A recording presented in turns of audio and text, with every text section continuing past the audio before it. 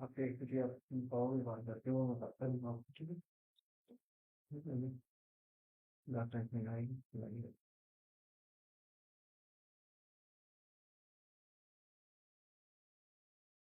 इस पे किताब से ले लेगा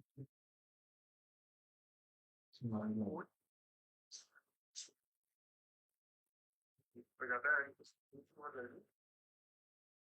में चुनाव वेट कर लो फ्लाइट शेयर कर देते ये तो पैसा में तो मैंने दे रखा वैसे और बता भी सकते हो भाई जी ठीक है नेक्स्ट टू पैसा भी तो मैं अपने आप चेक कर दूंगा बस अभी स्टार्ट कर रही हूँ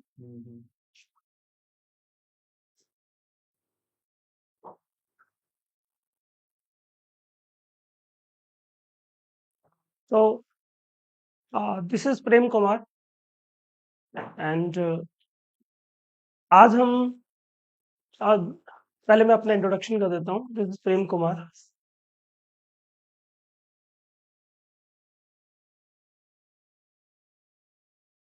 दिस इज प्रेम कुमार और I have a 10 year experience in schooling 10 सालों से मैं अपनी स्कूलिंग के अंदर करियर के अंदर पढ़ा रहा हूँ आज मैं आपके साथ आज अकाउंटेंसी का 12th का HBSC हरियाणा बोर्ड का 2025 मॉडल टेस्ट पेपर सोल्व करने वाले जो जो टेक्निकलिटीज है इसके साथ साथ हम ये देखेंगे इसमें क्या क्या टेक्निकल पॉइंट्स हैं और कैसा आपका एग्जाम हो सकता है और क्या क्या इंपॉर्टेंट क्वेश्चंस हो सकते हैं हम उनके बारे में आज डिस्कस करने वाले हैं तो अभी आज का जो हमारा जो टॉपिक है वो आपका मॉडल टेस्ट पेपर 2025 का हम पेपर करें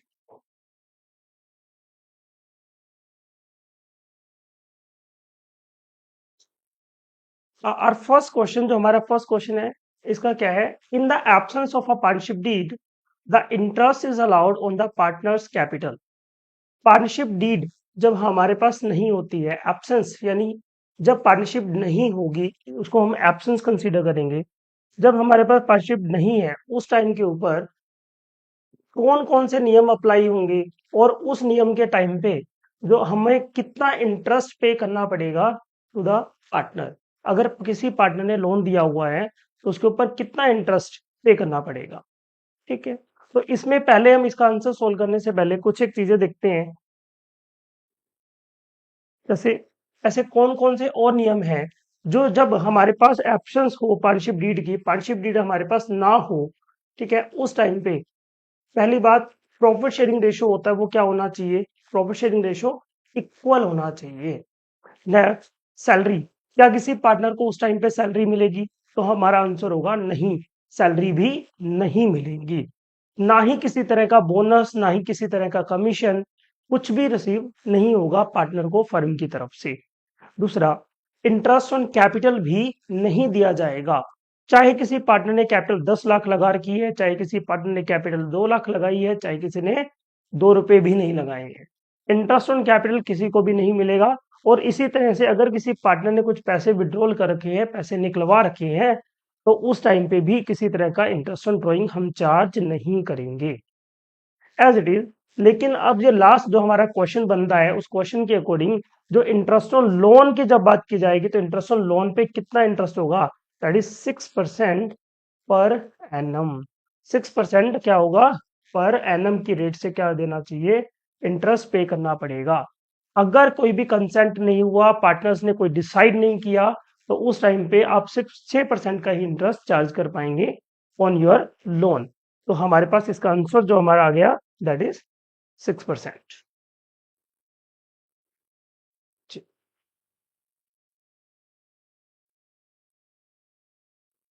दूसरे क्वेश्चन की तरफ चलते हैं जब when a partner is given a guarantee जब किसी पार्टनर को गारंटी दी हुई है देखिए पहले गारंटी का केस समझ लेते हैं कि गारंटी का होता क्या है गारंटी के केस में मान लो एक फर्म के अंदर 2 या फिर 3 पार्टनर पहले से काम कर रहे हैं वो काम करते हुए उनको लगता है कि हमें किसी और पर्सन को भी क्या करना चाहिए ऐड करना चाहिए हम 2 की जगह हम एक और पार्टनर को ऐड करेंगे आज 3 हो जाएंगे तीसरे पार्टनर को ज्वाइन करने के लिए ठीक है उसको गारंटी दे देते हैं अभी देखो आप हमारे साथ ज्वाइन हो रहे हैं तो उस ज्वाइन के टाइम पे अब सिंपली बात है ना एक सीधी सादी बात करते हैं कि अगर तीसरा पार्टनर बिजनेस के अंदर आ रहा है तो वो कुछ एक शर्तों के ऊपर आएगा और कई बार शर्त होती है वो कहता है कि देखो अगर आपका लॉस हो रहा है तो उस लॉस के अंदर मैं पार्टिसिपेट नहीं करूंगा, लॉस के अंदर पार्टिसिपेट नहीं करूंगा। हर बार नहीं होता है, कई बार।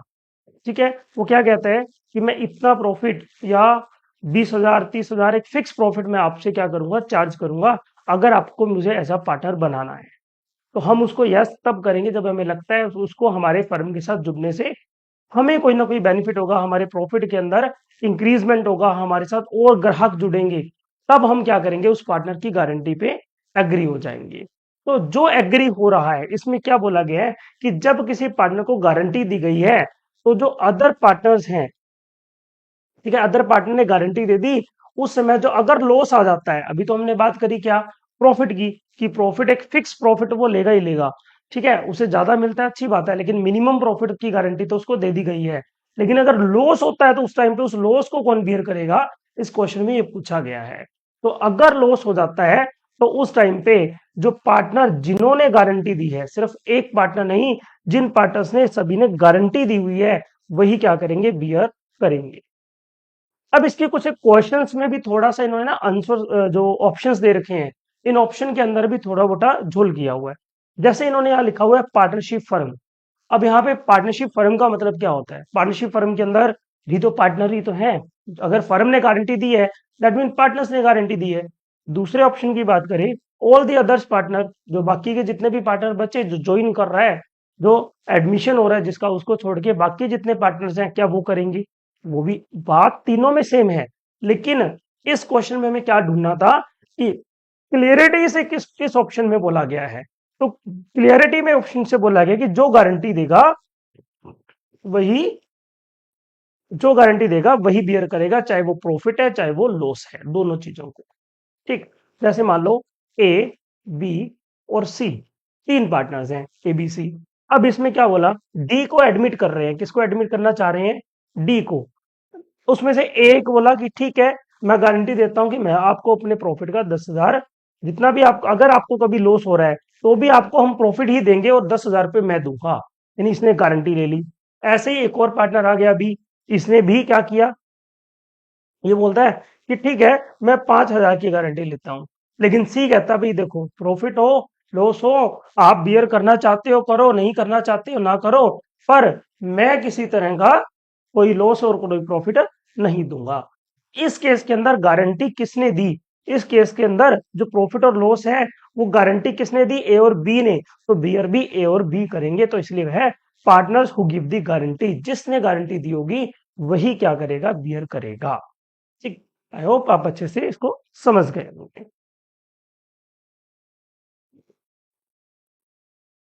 तीसरा क्वेश्चन है, on the death of a partner, partner के डेथ के समय the amount due to him, जो उसको अमाउंट दी जाती है, विल बी क्रिएटेड, जो उसकी जो अमाउंट है वो कैसे कहाँ क्रिएट की जाएगी या किसको दी जाएगी। तो कुल मिला के जब कोई पार्टनर चला जाता है, जिसकी डेथ हो जाती है, तो डेथ के टाइम पे हम उसके लीगल नॉमिनी को, लीगल हायर को, जिसको हम क्या बोलते हैं, एग्जीक्यूटर, जिसको हम क्या बोलते हैं, एग्जीक्यूटर, एग्जीक्यूटर को हम पे करेंगे। तो अगर यहां से ऐसे पूछ लिया जाए कि क्या क्या चीजें आप पे करेंगे, ठीक है, क्या क्या अमाउंट पे करते हैं, तो हम इसको पे करते हैं, एक जो उसने कैपिटल लगा रखी होगी उस समय तक की उसकी कैपिटल को हम पे करेंगे, कैपिटल अकाउंट। और कैपिटल के अलावा हम उस तब तक उसने जितनी भी गुडविल अर्न करी होगी, हम उसको उसकी गुडविल का अमाउंट देंगे। ठीक, इस टाइम पे हमें क्या करना पड़ेगा, रीवैल्यूएशन भी बनाना पड़ेगा। ठीक है, रीवैल्यूएशन यानी एसेट्स और लाइबिलिटी को भी दोबारा रीवैल्यू करना पड़ेगा।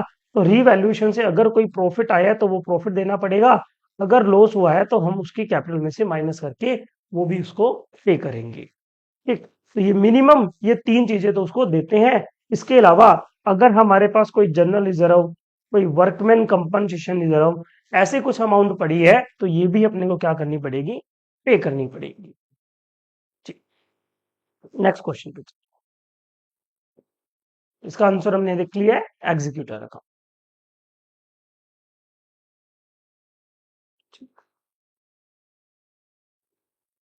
चौथे क्वेश्चन पे आते हैं, on the dissolution of a firm, dissolution यानी फर्म को बंद करते हुए, जब हम फर्म को बंद कर रहे हैं, ऑफ अ फर्म, डेटर वर 17,000, हमें डेटर्स दे रखे हैं यहाँ पे, डेटर कितने के दे रखे हैं, 17,000 के, 17,000 के डेटर हमें दिए हुए हैं।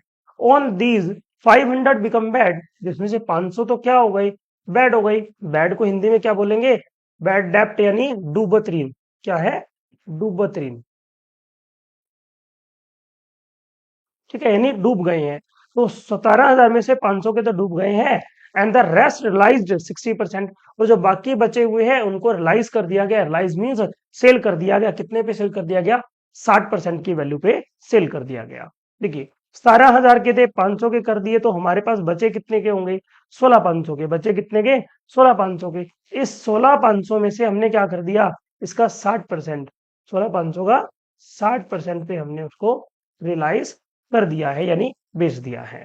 अच्छा, कितने में होगा, अगर इसकी वैल्यू निकालूं तो दैट इज 9900। ठीक, 9900 रुपए। तो अब बोला गया है 9900 रुपए में वो कैश में कन्वर्ट कर दिए गए हैं, सेल कर दिए गए हैं। Which account will be debited, कौन सा अकाउंट डेबिट होगा, and by how much amount, कौन सा अकाउंट होगा। ये 9900 रुपए, 9900 रुपये हमें कैसे मिले होंगे, हमें ये पैसे कैश के थ्रू मिले होंगे। कैसे मिलेंगे, कैश के थ्रू मिलेंगे, एक बात। और दूसरा, हमारी अमाउंट कितनी है, 9900, ये तो हम निकाल ही चुके हैं।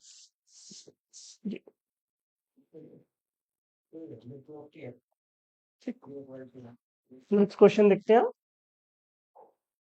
ठीक, इसका हमने देख लिया, cash account by 9900। Next question, पांचवा क्वेश्चन जो हमारा है, maximum number of members of a part of a private company. Maximum number एक प्राइवेट कंपनी के अंदर कितने होते हैं, तो हमारे कंपनी एक्ट के अंदर लिखा गया है। कहाँ लिखा गया है, कंपनी एक्ट में लिखा हुआ है।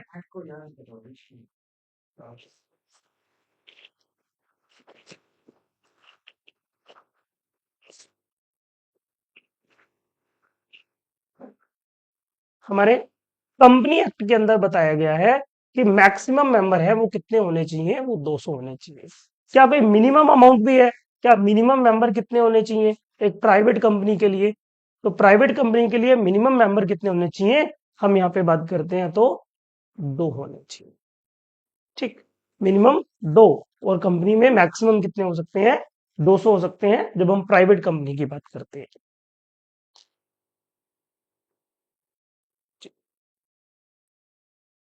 ठीक, तो 200। अभी हमारे पास अगला जो क्वेश्चन आता है वो असर्शन रीजन का क्वेश्चन आता है।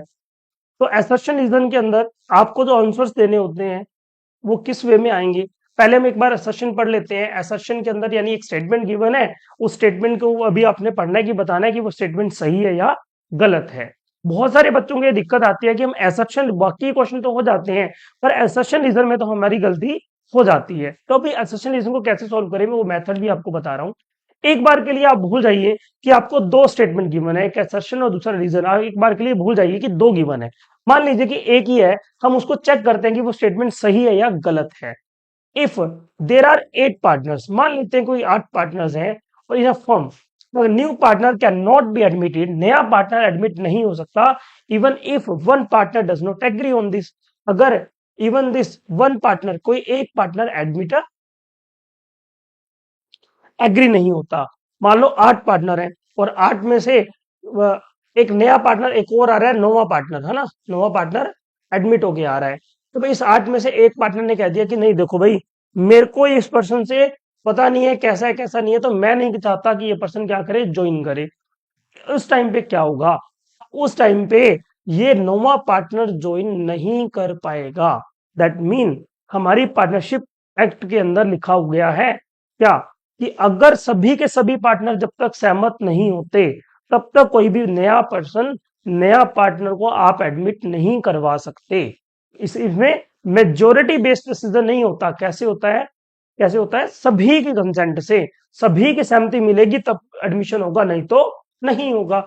अब इसमें हम देखते हैं, तो पहली रीजन के अंदर इन्होंने सही लिखा है कि अगर 8 पार्टनर हैं और उसमें से नया पार्टनर एडमिट इसलिए नहीं हो सकता अगर एक भी, इवन यदि एक भी क्या कर दे, डिसएग्री हो जाए, एक भी मना कर दे, तो ये बात बिल्कुल सही है। अब दूसरे की बात करते हैं, रीजन। अभी ये मान लीजिए ये भी एक स्टेटमेंट है, इसको रीजन के तरीके से मत देखिए, पहले एक स्टेटमेंट देखते हैं। A new partner can be admitted, एक नया पार्टनर है वो can be admitted if majority of a partner agree on his state admission, कि एक नया पार्टनर तब एडमिट हो सकता है जब majority of a partner agree हो जाए। तो अभी हम 2 सेकंड पहले एक बात करके हटे हैं कि मेजोरिटी की बात हम नहीं करते, हम यहाँ पे कैसी बात करते हैं, हम ये कहते हैं सभी के सभी, मेजोरिटी नहीं, ऑल होना चाहिए जब तक सारे के सारे पार्टनर एग्री ना हो। इसका मतलब ये वाली स्टेटमेंट क्या हो गई, रॉन्ग हो गई। तो इसका मतलब आंसर इसमें कौन होना चाहिए, असर्शन हमारी क्या है, करेक्ट है, लेकिन रीजन हमारा इनकरेक्ट है। D will be the answer. ठीक, 7वां क्वेश्चन है, what do you understand by sweat equity share. ठीक, अब ये स्वेट को ना आप ऐसे समझ लीजिए, स्वेट एक तरह का स्वेटिंग वर्ड होता है, जैसे जिसको उसका मतलब क्या होता है, पसीना। आप इसलिए समझिए कि पसीना यानी एक कोई भी फर्म है, कोई भी कंपनी है, ठीक है, उस कंपनी के अंदर पसीना कौन बहाता है, पसीना वहां पे काम करने वाले वर्कर, काम करने वाले इंप्लॉय बहाते हैं। ऐसे शेयर जो किसको दिए जाते हैं, कंपनी के इंप्लॉयज को दिए जाते हैं एट पार पे, या फिर ज्यादातर डिस्काउंटिंग रेट पे दिए जाते हैं। डिस्काउंटिंग रेट यानी कम, जो मार्केट में प्राइस चल रहा है उससे कम प्राइस पे दिए जाते हैं। ठीक, तो अभी हम इसका आंसर चेक कर लेते हैं क्या है। इसमें दिया है sweat equity is a type of equity share that company gives to its employee. इसमें मेन पोर्शन क्या है, किसको दिए जाते हैं, गिव्स टू इट्स एम्प्लॉइज और डायरेक्टर्स, क्योंकि डायरेक्टर भी तो कंपनी में काम कर रहे हैं, in exchange for their contribution and hard work. जितना उन्होंने खून पसीना, जितना अपना कंट्रीब्यूशन दिया है, उस कंट्रीब्यूशन के बदले में उन्होंने उनको क्या दिए जाते हैं, कुछ एक शेयर दिए जाते हैं। बात यहाँ पे आती है क्या, शेयर वो किस अमाउंट पे दिए जाते हैं, तो वो मार्केट रेट से कम रेट पे, मार्केट रेट से कम रेट पे, ठीक है, ये प्रोवाइड होंगे।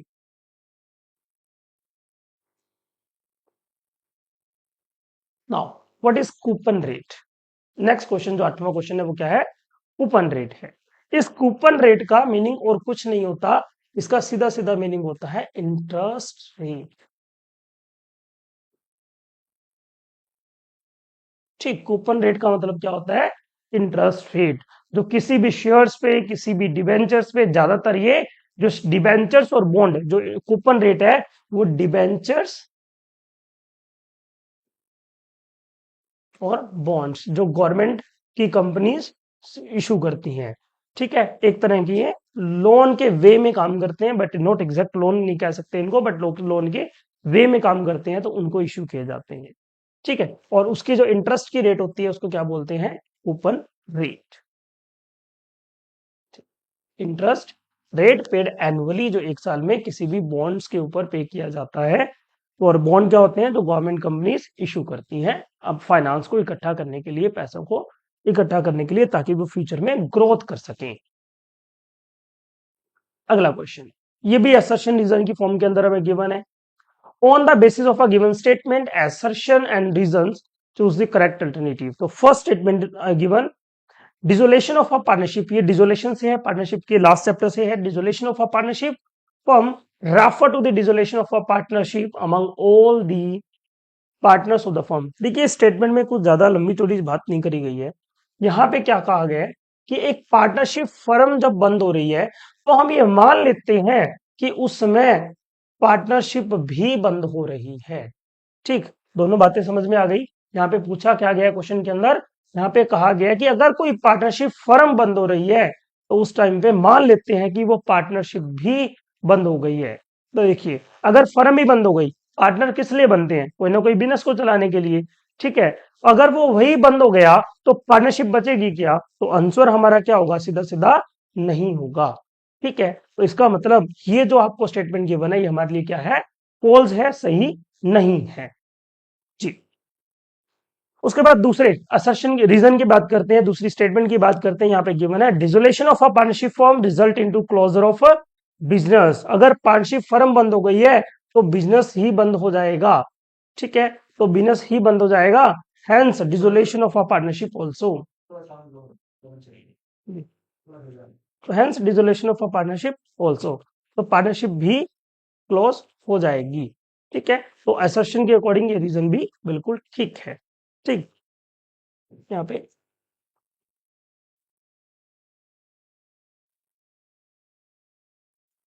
दोनों ठीक है।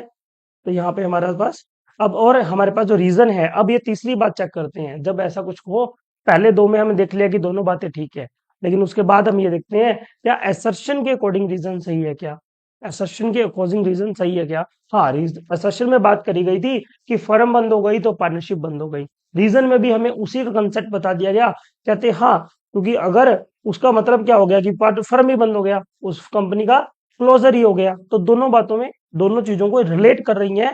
और एक बात, असर्शन को रीजन क्या कर रहा है, एक्सप्लेन भी कर रहा है। तो इसका मतलब यहाँ पे आ जाएगा assertion and reason both are true and reason is the correct explanation, that means B will be the answer। reason क्या है, correct explanation है।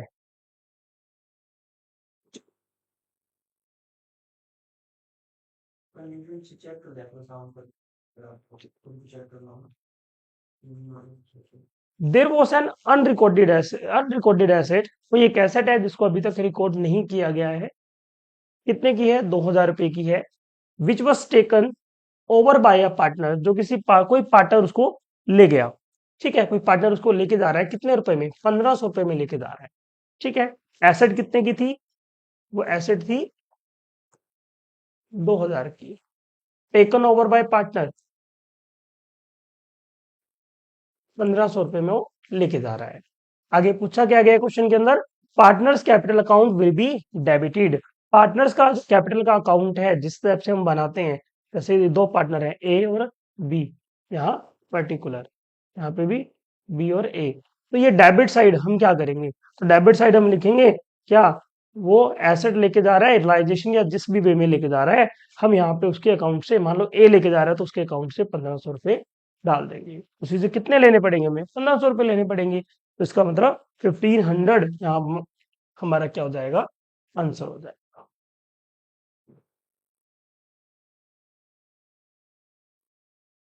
1500। चलिए, अभी हम अपने न्यूमेरिकल क्वेश्चन की तरफ बढ़ते हैं। A and B are A B C and C A B and C are partner in a firm, they have omitted का मतलब होता है भूल जाना। वो किस चीज को भूल गए हैं, किस चीज को भूल गए हैं, वो इंटरेस्ट ऑन कैपिटल लगाना भूल गए हैं जिसका रेट 10% पर एनम की रेट से था। और देयर कैपिटल वर, और उनकी कैपिटल हमें दे रखी है 1,80,000 और 70,000 दे रखी है। इस टाइप का क्वेश्चन हर बार हमारे एग्जाम के अंदर आता रहा है, तो इसको हम थोड़ा सा ध्यान से समझेंगे। अभी यहां पे हमारे पास क्या पे होना चाहिए था, इंटरेस्ट ऑन कैपिटल। ठीक है, हम दोनों पार्टनर की बात करते हैं, ए बी और सी। 10% पर एनम की रेट से ए की कैपिटल 1 लाख है तो कितना हुआ, 10,000। बी की कैपिटल 80,000 है तो कितना हुआ, 8,000। और सी की कैपिटल 70,000 है तो कितना हुआ, 7,000। इस तरीके से अगर हम बात करें, तो अगर हम भूल गए ये इंटरेस्ट ऑन कैपिटल लगाना, तो हम इंटरेस्ट ऑन कैपिटल यानी जो हमारा एक्सपेंस होता है, जो हमें पे करना होता है, जो चीजें पे करनी होती है वो क्रेडिट होती है। तो हम पे करना भूल गए, हम अपना एक्सपेंस लिखना भूल गए। कितना लिखना भूल गए, 8 और 7, 15 और 10, 25,000 रुपए टोटल हम क्या करना भूल गए। अगर हम अपना खर्चा नहीं लिखेंगे प्रॉफिट में, प्रॉफिट में हम अपना एक्सपेंस नहीं लिखेंगे, तो उस वजह से हमारा प्रॉफिट क्या हो गया, गलत डिवाइड हो गया, प्रॉफिट कम आया होगा। ठीक, तो प्रॉफिट डिवाइडेड फ्रॉम, कितना, ये 25,000 रुपए का प्रॉफिट है, वो हमने गलत बांट दिया होगा, जो क्या होना चाहिए हमारे पास है, डेबिट होना चाहिए। तो कैसे, उनके रेशो के अंदर डेबिट होना चाहिए, तो उनका रेशो हमें बताया गया क्वेश्चन के अंदर नहीं। तो फर्स्ट क्वेश्चन के अंदर ही जब हमने एक्सप्लेन किया था, तो वहीं पे हमने एक बात समझी थी कि अगर पार्टनरशिप डीड के अंदर नहीं लिखा गया, क्वेश्चन में नहीं है, दैट मीन डीड में नहीं होगा। तो अगर गिवन नहीं होता, पार्टनरशिप डीड में नहीं होता लिखा हुआ कि किस किस रेशो के अंदर डिवाइड किया जाएगा, तो रेशो क्या होगा, इक्वल। रेशो कैसा होगा, इक्वल। तो हम 25,000 इस 25,000 को क्या करेंगे, इक्वल रेशियो के अंदर डिवाइड करेंगे। 8,333 पॉइंट में आ रहा है, पॉइंट में निकालना कई बार मुश्किल हो जाता है। तो आप एक और काम यूज कर सकते हैं कि ये जो .3 है, किसी एक का 1 रुपया आप क्या कर दीजिए, बढ़ा दीजिए। ठीक, 333 की जगह उसको 334 रुपए आप कर सकते हैं। उससे क्या होगा, 1 रुपया इसका हमारे पास बढ़ गया है, तो हमें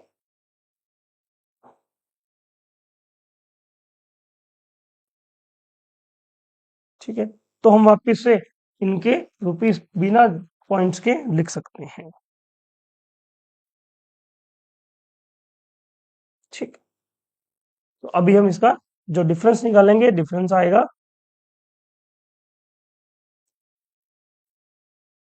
ठीक 6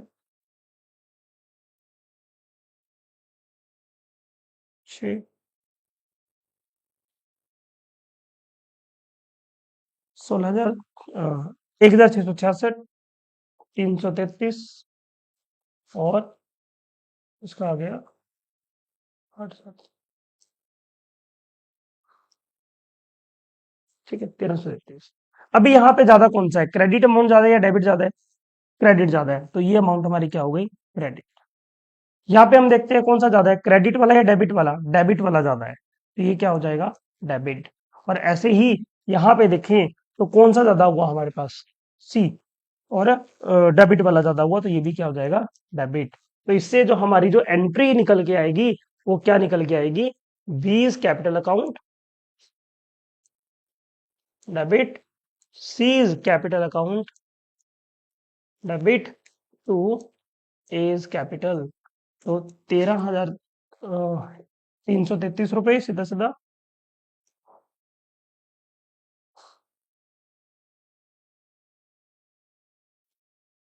ठीक, और 1,333 और उसकी कैपिटल में आ गया कितना, 1,666। ठीक, आई थिंक आप अच्छे से समझ गए होंगे इस चीज को। ठीक, अगर आपको कोई दिक्कत आ रही है तो आप बता सकते हैं। नेक्स्ट क्वेश्चन पे आते हैं। Mention two items that may appear on the credit side of a partner's fixed capital account. ठीक, आपको मेंशन करनी है टू आइटम्स, कोई दो ऐसी चीजें, ठीक है, जो अपीयर हो सकती हैं किसके, फिक्स कैपिटल अकाउंट के क्रेडिट साइड में। तो पहले हम कैपिटल अकाउंट के बारे में बना के देखते हैं कि उसमें क्या क्या चीजें आती है। दो तरह के कैपिटल अकाउंट होते हैं, एक होता है फिक्स कैपिटल अकाउंट, दूसरा कौन सा होता है, करंट। ठीक है, अगर फिक्स कैपिटल अकाउंट की अगर हम बात करते हैं तो वहां पे एक ही अकाउंट बनता है, वहां पे दो अकाउंट बन जाते हैं, एक का नाम होता है फिक्स कैपिटल फिक्स अकाउंट और दूसरे का होता है capital fix and current. When capital is fixed, जब कैपिटल फिक्स्ड है तो आप एक अकाउंट बनाएंगे जिसका नाम है कैपिटल अकाउंट और दूसरे का नाम है करंट अकाउंट। और दूसरी, अगर कैपिटल फ्लक्चुएटिंग ही है तो आप एक ही अकाउंट बनाएंगे कैपिटल, उसमें तो हम दो बातें करेंगे ही। तो जब यहाँ पे इन्होंने कौन से की बात करी है, फिक्स कैपिटल अकाउंट की बात करी है, यानी जब कैपिटल हमारी फिक्स है तो उस टाइम पे हमारा कैपिटल अकाउंट के अंदर क्या क्या चीजें आएंगी। तो यहाँ पे दो आइटम कौन कौन सी लिखनी है, एक तो बैलेंस शीट लिखा जाएगा जो उन दोनों पार्टनर की और बी की कैपिटल है, हम वो अमाउंट राइट कर देंगे। इसके अलावा और क्या पे करना होता है, कैपिटल अकाउंट के अंदर क्या क्या आता है। दूसरा, अगर वो कभी भी एडिशनल कैपिटल लगाते हैं, ठीक है, मान लो ए या बी ने कभी भी एडिशनल कैपिटल लगाई होगी तो वो आप क्रेडिट साइड लिखेंगे। तो इसके दो आंसर आ गए, एक उनका कैपिटल का बैलेंस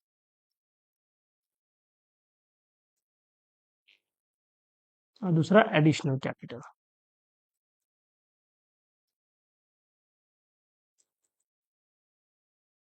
ठीक, अगले क्वेश्चन की बात कर, 12वां question, complete the following journal entries. तो यहाँ पे आपको जर्नल एंट्री बनानी है।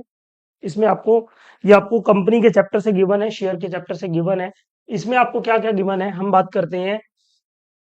शेयर कैपिटल अकाउंट डेबिट कर रखा है 2,25,000 से, और सिक्योरिटी प्रीमियम डेबिट कर रखा है आपको, सिक्योरिटी प्रीमियम डेबिट है, अमाउंट आपको नहीं दी गई। शेयर फॉर फ्यूचर गिवन है, अमाउंट गिवन नहीं है। शेयर अलॉटमेंट गिवन है लेकिन अमाउंट यहाँ पे गिवन नहीं है।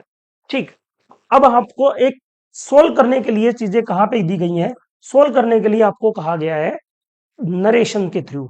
ठीक है, जहां पे आपको ऐसा हो कि आपको नरेशन के अंदर चीजें लिख रखी हो, यहाँ पे ब्लैंक गिवन हो, तो उस टाइम पे सबसे पहले आप अपनी नरेशन को डिकोड करो। ये एंट्री किस चीज की आप समझ गए होंगे, ये एंट्री किस टाइम की है, ये जब हम शेयर को क्या करते हैं, फॉर फीचर करते हैं। जब शेयर्स का फॉर फीचर करते हैं, शेयर्स को हम क्या करते हैं, जब्त कर लेते हैं। 3,000 शेयर हैं, 100 रुपए का एक है, उसके ऊपर 75 रुपये पेड है, 75 रुपये आपके आ चुके हैं। For feature for non payment of allotment, 75 रुपये आपने कॉल्ड अप करे हुए हैं, लेकिन उसमें से आपको क्या क्या रखा है कि अलॉटमेंट के 45 रुपये नहीं आए हैं, तो हमने शेयर को क्या कर लिया, फॉरफिट कर लिया। और लेकिन और उसके ऊपर क्या था, प्रीमियम भी था, कितने का, 5 रुपए का।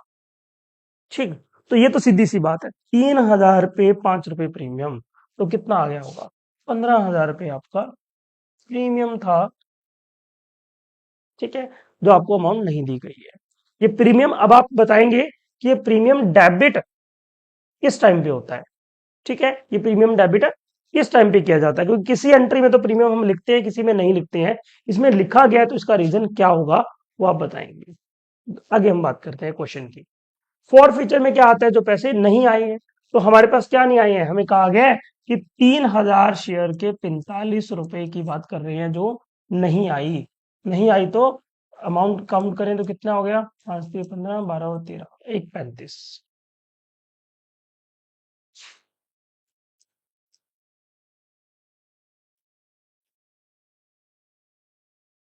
ठीक है, 1 35 आपके क्या नहीं आए, अलॉटमेंट के नहीं आए हैं। ठीक है, और उसके बाद 30 रुपए आ गए होंगे।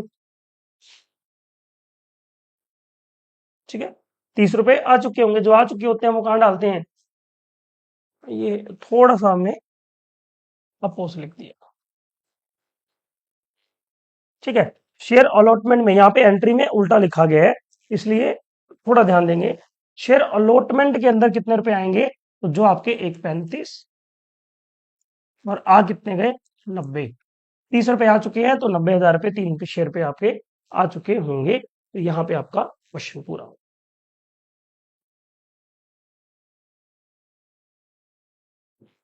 नेक्स्ट क्वेश्चन पे चलते हैं। इसी क्वेश्चन के और में ऑप्शन में आपको एक और क्वेश्चन गिवन है, हम इसकी बात करते हैं। सन्ड्री एसेट्स आपको 1,80,000 की हैं, जबकि आपको टू क्रेडिटर्स आपके पास 2 लाख रुपए के हैं। आपको ये बताना है कि यहाँ पे कौन कौन से अकाउंट आएंगे और किस किस नाम से आएंगे, जबकि आपको बिजनेस गिवन है, business of Rohan and company purchase for consideration of 15 lakh. 15 lakh रुपए में आपका वो बिजनेस खरीदा गया है। ठीक है, आपने एसेट्स खरीदी 1,80,000 की। ठीक है, सॉरी 18 लाख की, जिसमें से 2 लाख के आपके पास क्या थे, क्रेडिटर्स थे। ठीक है, टू क्रेडिटर, यहाँ पे 2 लाख रुपए, ये अमाउंट यहाँ पे आएगी, मैं इसको यहाँ से कट करके यही कर रहा हूँ। ठीक है, अब कितना पेमेंट रह गया होगा, 16 लाख रुपए का, लेकिन हम उससे कंसिडरेशन कितना आ रहा है, 15 लाख का। तो टू वेंडर, वेंडर को हम कंसिडरेशन कितना दे रहे हैं, 15 लाख रुपए का। ठीक है, तो बाकी का जो अमाउंट रह गया वो कहाँ जाना चाहिए, कैपिटल रिजर्व में। ठीक है, बाकी की अमाउंट कैपिटल रिजर्व की अमाउंट।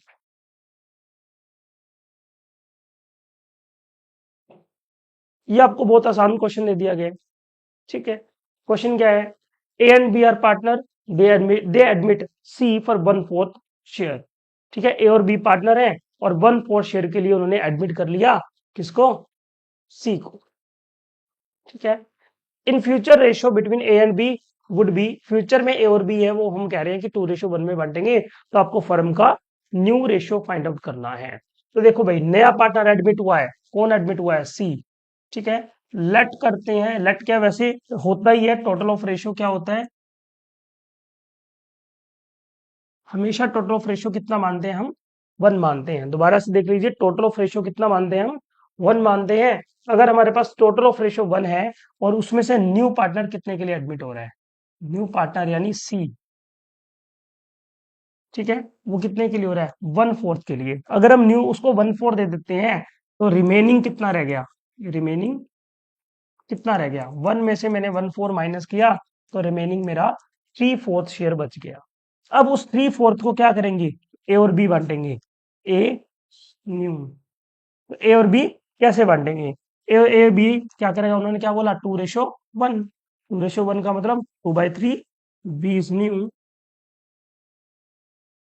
3/4 का 1/3। यहाँ से हमारे पास आंसर कितना आ गया, 3 से 3 कट 2/4, 3 से 3 कट 1/4। तो फर्म्स न्यू, अब फर्म का न्यू रेशो क्या होगा, फर्म का न्यू रेशो क्या होगा, हमारे पास ए का जो निकल के आया 2/4,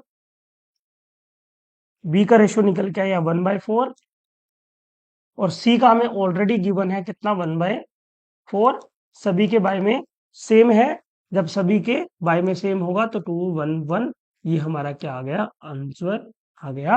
ये हमारी इस ए बी सी की नई फर्म का क्या होगा, नया रेशो बन जाएगा। ये तो बहुत आसान क्वेश्चन आपको यहाँ गिवन। अगले क्वेश्चन के ऊपर आते हैं। नेम एनी टू फैक्टर्स, कोई आपको दो फैक्टर्स बताने हैं अफेक्टिंग, जो अफेक्ट करते हैं किसको, गुडविल को, एक फर्म की।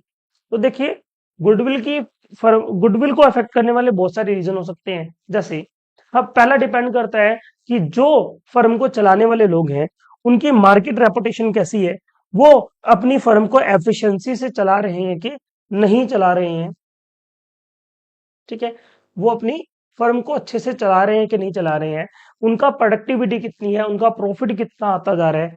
ठीक है, इसके अलावा वो जो फर्म है वो किस लोकेशन के अंदर है, अगर वो अच्छी लोकेशन के अंदर है, सिटी के नियर बाय है, लोगों की रीच में आ रही है, आसानी से वहां पे लोग पहुंच पा रहे हैं, तो वहां पे क्या होगी, उसकी फर्म की गुडविल भी अच्छी होगी। और ऐसी फर्म जो बहुत ज्यादा दूर है ना, लोगों की रीच में नहीं है, वहां पहुंचने के लिए एफर्ट्स करने पड़ते हैं, वो भी अपने वेयर हाउसेज वगैरह, जो फर्म है वो पब्लिक के नियर बाय नहीं लगा रही है, तो उस टाइम पे ऐसी फर्म की गुडविल भी अच्छी नहीं होगी। ठीक है, ऐसे ही कुछ और फैक्टर है, रिस्क फैक्टर, फर्म अगर ज्यादा रिस्की है तो गुडविल भी उसकी ऑब्वियसली कम होगी, फैक्ट कम बढ़ेगा। गुडविल है क्या, गुडविल का मीनिंग नॉर्मली लैंग्वेज में क्या होता है, good name of the firm. तो अगर नेम की बात करते हैं तो वही रिस्क फैक्टर, जिस फर्म में रिस्क कम होगा उस फर्म में उसका नेम भी अच्छा रहेगा, क्योंकि वो अच्छा प्रॉफिट निकाल रही होगी। क्वालिटी कैसी प्रोवाइड कर रही है, अच्छी क्वालिटी दे रही है या नहीं दे रही है। ठीक है, फर्म का नेचर कैसा है, ठीक है, मैन्युफैक्चरिंग बिजनेस है, सर्विस प्रोवाइडिंग बिजनेस है, तो सर्विस प्रोवाइडिंग वाले आजकल ज्यादा ट्रेंड के अंदर आ रहे हैं, दैट मीन उनकी गुडविल भी ज्यादा है। ठीक है, फर्म के अंदर कितना कितना पैसा लगा हुआ है। ठीक है, अब फर्म के अंदर पार्टनर्स हैं, उन्होंने बहुत कम पैसा लगा रखा है, तो पता है कि ये फर्म तो कभी भी बंद हो सकती है, तो उसकी गुडविल भी कम होगी। तो लोगों के माइंड में इमेज कैसी है फर्म की, हम उस बारे में, उसको ही हम गुडविल बोलते हैं, गुडविल कुछ अलग चीज नहीं है। और ऐसे ही प्रॉफिट शेयरिंग रेशियो के टाइम पे भी गुडविल को चेंज किया जा सकता है, इफेक्ट होता है। और इसके अलावा ट्रेंड की बात कर सकते हैं। ठीक है, प्रॉफिट का ट्रेंड कैसा चल रहा है, फाइनेंशियल पोजीशन कैसी है। ठीक है, हमारी फाइनेंशियल पोजीशन कैसी कैसी है, कितनी एसेट्स हैं, कितनी लाइबिलिटीज हैं, ये सारी चीजों के बारे में भी हम बात कर सकते हैं। ठीक है, चलो, वैसे तो आपको दो ही पूछे गए हैं, लेकिन हमने फिर भी और भी बहुत सारे फैक्टर्स का यहाँ पे डिस्कशन किया है। ठीक है, अब हमारा नेक्स्ट क्वेश्चन आता है, distinguish between average profit and super profit. आपको एवरेज प्रॉफिट और सुपर प्रॉफिट के बीच में आपको डिफरेंस बता रहा है। तो देखिए एवरेज प्रॉफिट कैसे निकलता है, एवरेज प्रॉफिट अगर हम देखते हैं कैसे निकलेगा, 2 या 3 साल का प्रॉफिट होगा, उनको आप ऐड करेंगे, डिवाइड करेंगे, कितने साल का प्रॉफिट है, 1 2 3, 3 से आप उसको डिवाइड कर देंगे। तो पहला तो डिफरेंस यही है कि जो एवरेज प्रॉफिट है वो कैसे निकलता है, वो प्रीवियस ईयर्स के प्रॉफिट, जितने भी प्रॉफिट गिवन होते हैं प्रीवियस ईयर में, उनके बेस पे निकलता है ना।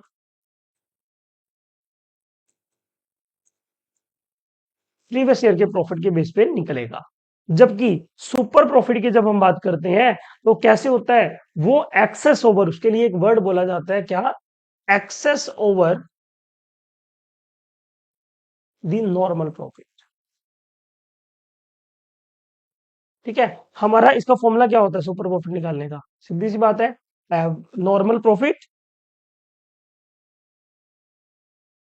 ठीक है, नॉर्मल प्रॉफिट माइनस में एवरेज प्रॉफिट। इसलिए बोला गया एक्सेस ओवर, ऐसा प्रॉफिट जो ज्यादा आया है किससे, नॉर्मल प्रॉफिट से आया है। ठीक है, एक आप ये बता सकते हैं, दूसरा आप इसके अंदर इसका फॉर्मूला, जैसे मैंने ऐसे डिफाइन किया तो इसका फॉर्मूला लिख के बता सकते हैं। और तीसरी अगर हम बात करें तो ये इसका जो गुडविल का निकालने का जो वे होता है, वो गुडविल के तरीके से, जैसे इसमें तो गुडविल कैसे निकलेगी, नंबर ऑफ ईयर परचेज करके।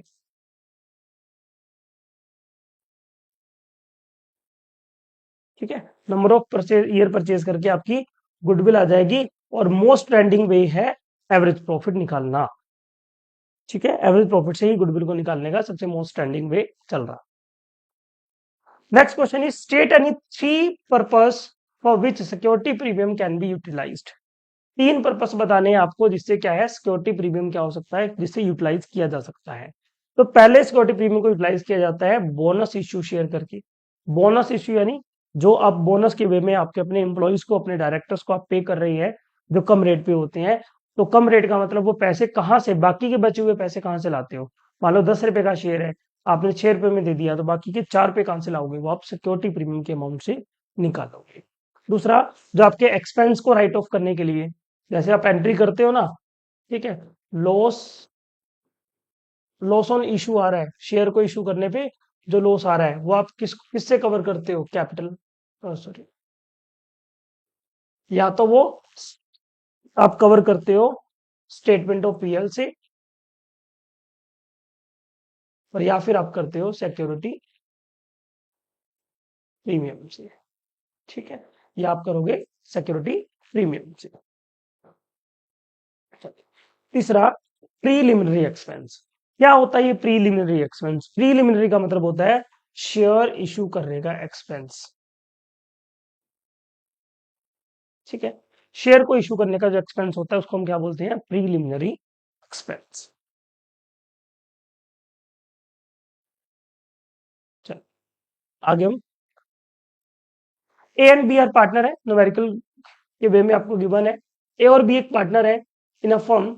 ए is entitled to a salary, A क्या करेगा, salary, entitled to a salary of ₹15,000 पर मंथ, 15,000 रुपए एक महीने के। तो यहाँ पे हम थोड़ा सा साथ साथ कंक्लूड करके चलते हैं।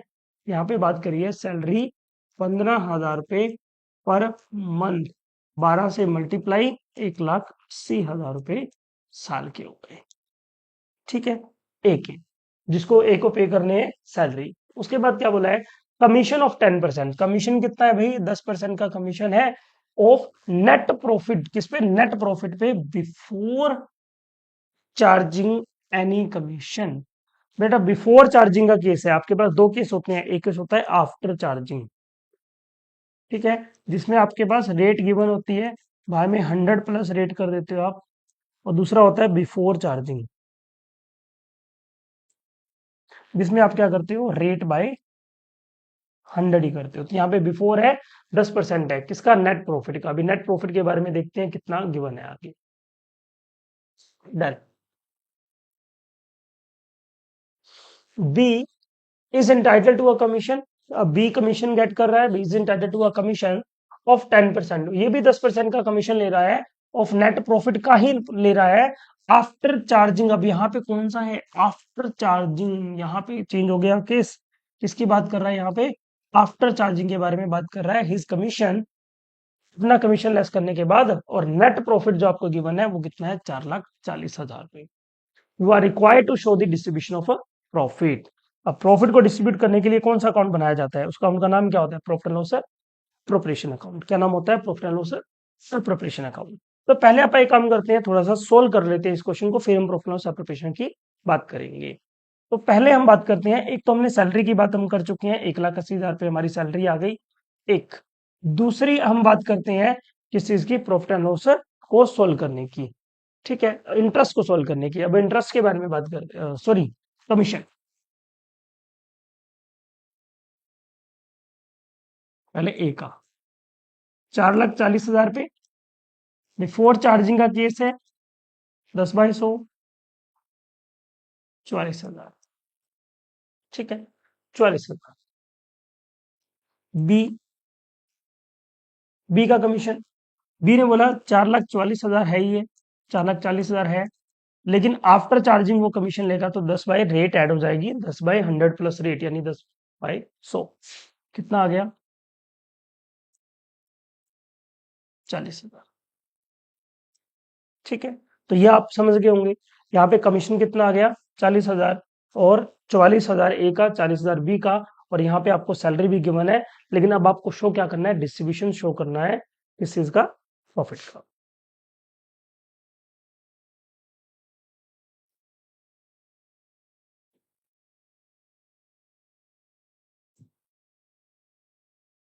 ठीक है, थोड़ा हम इसको,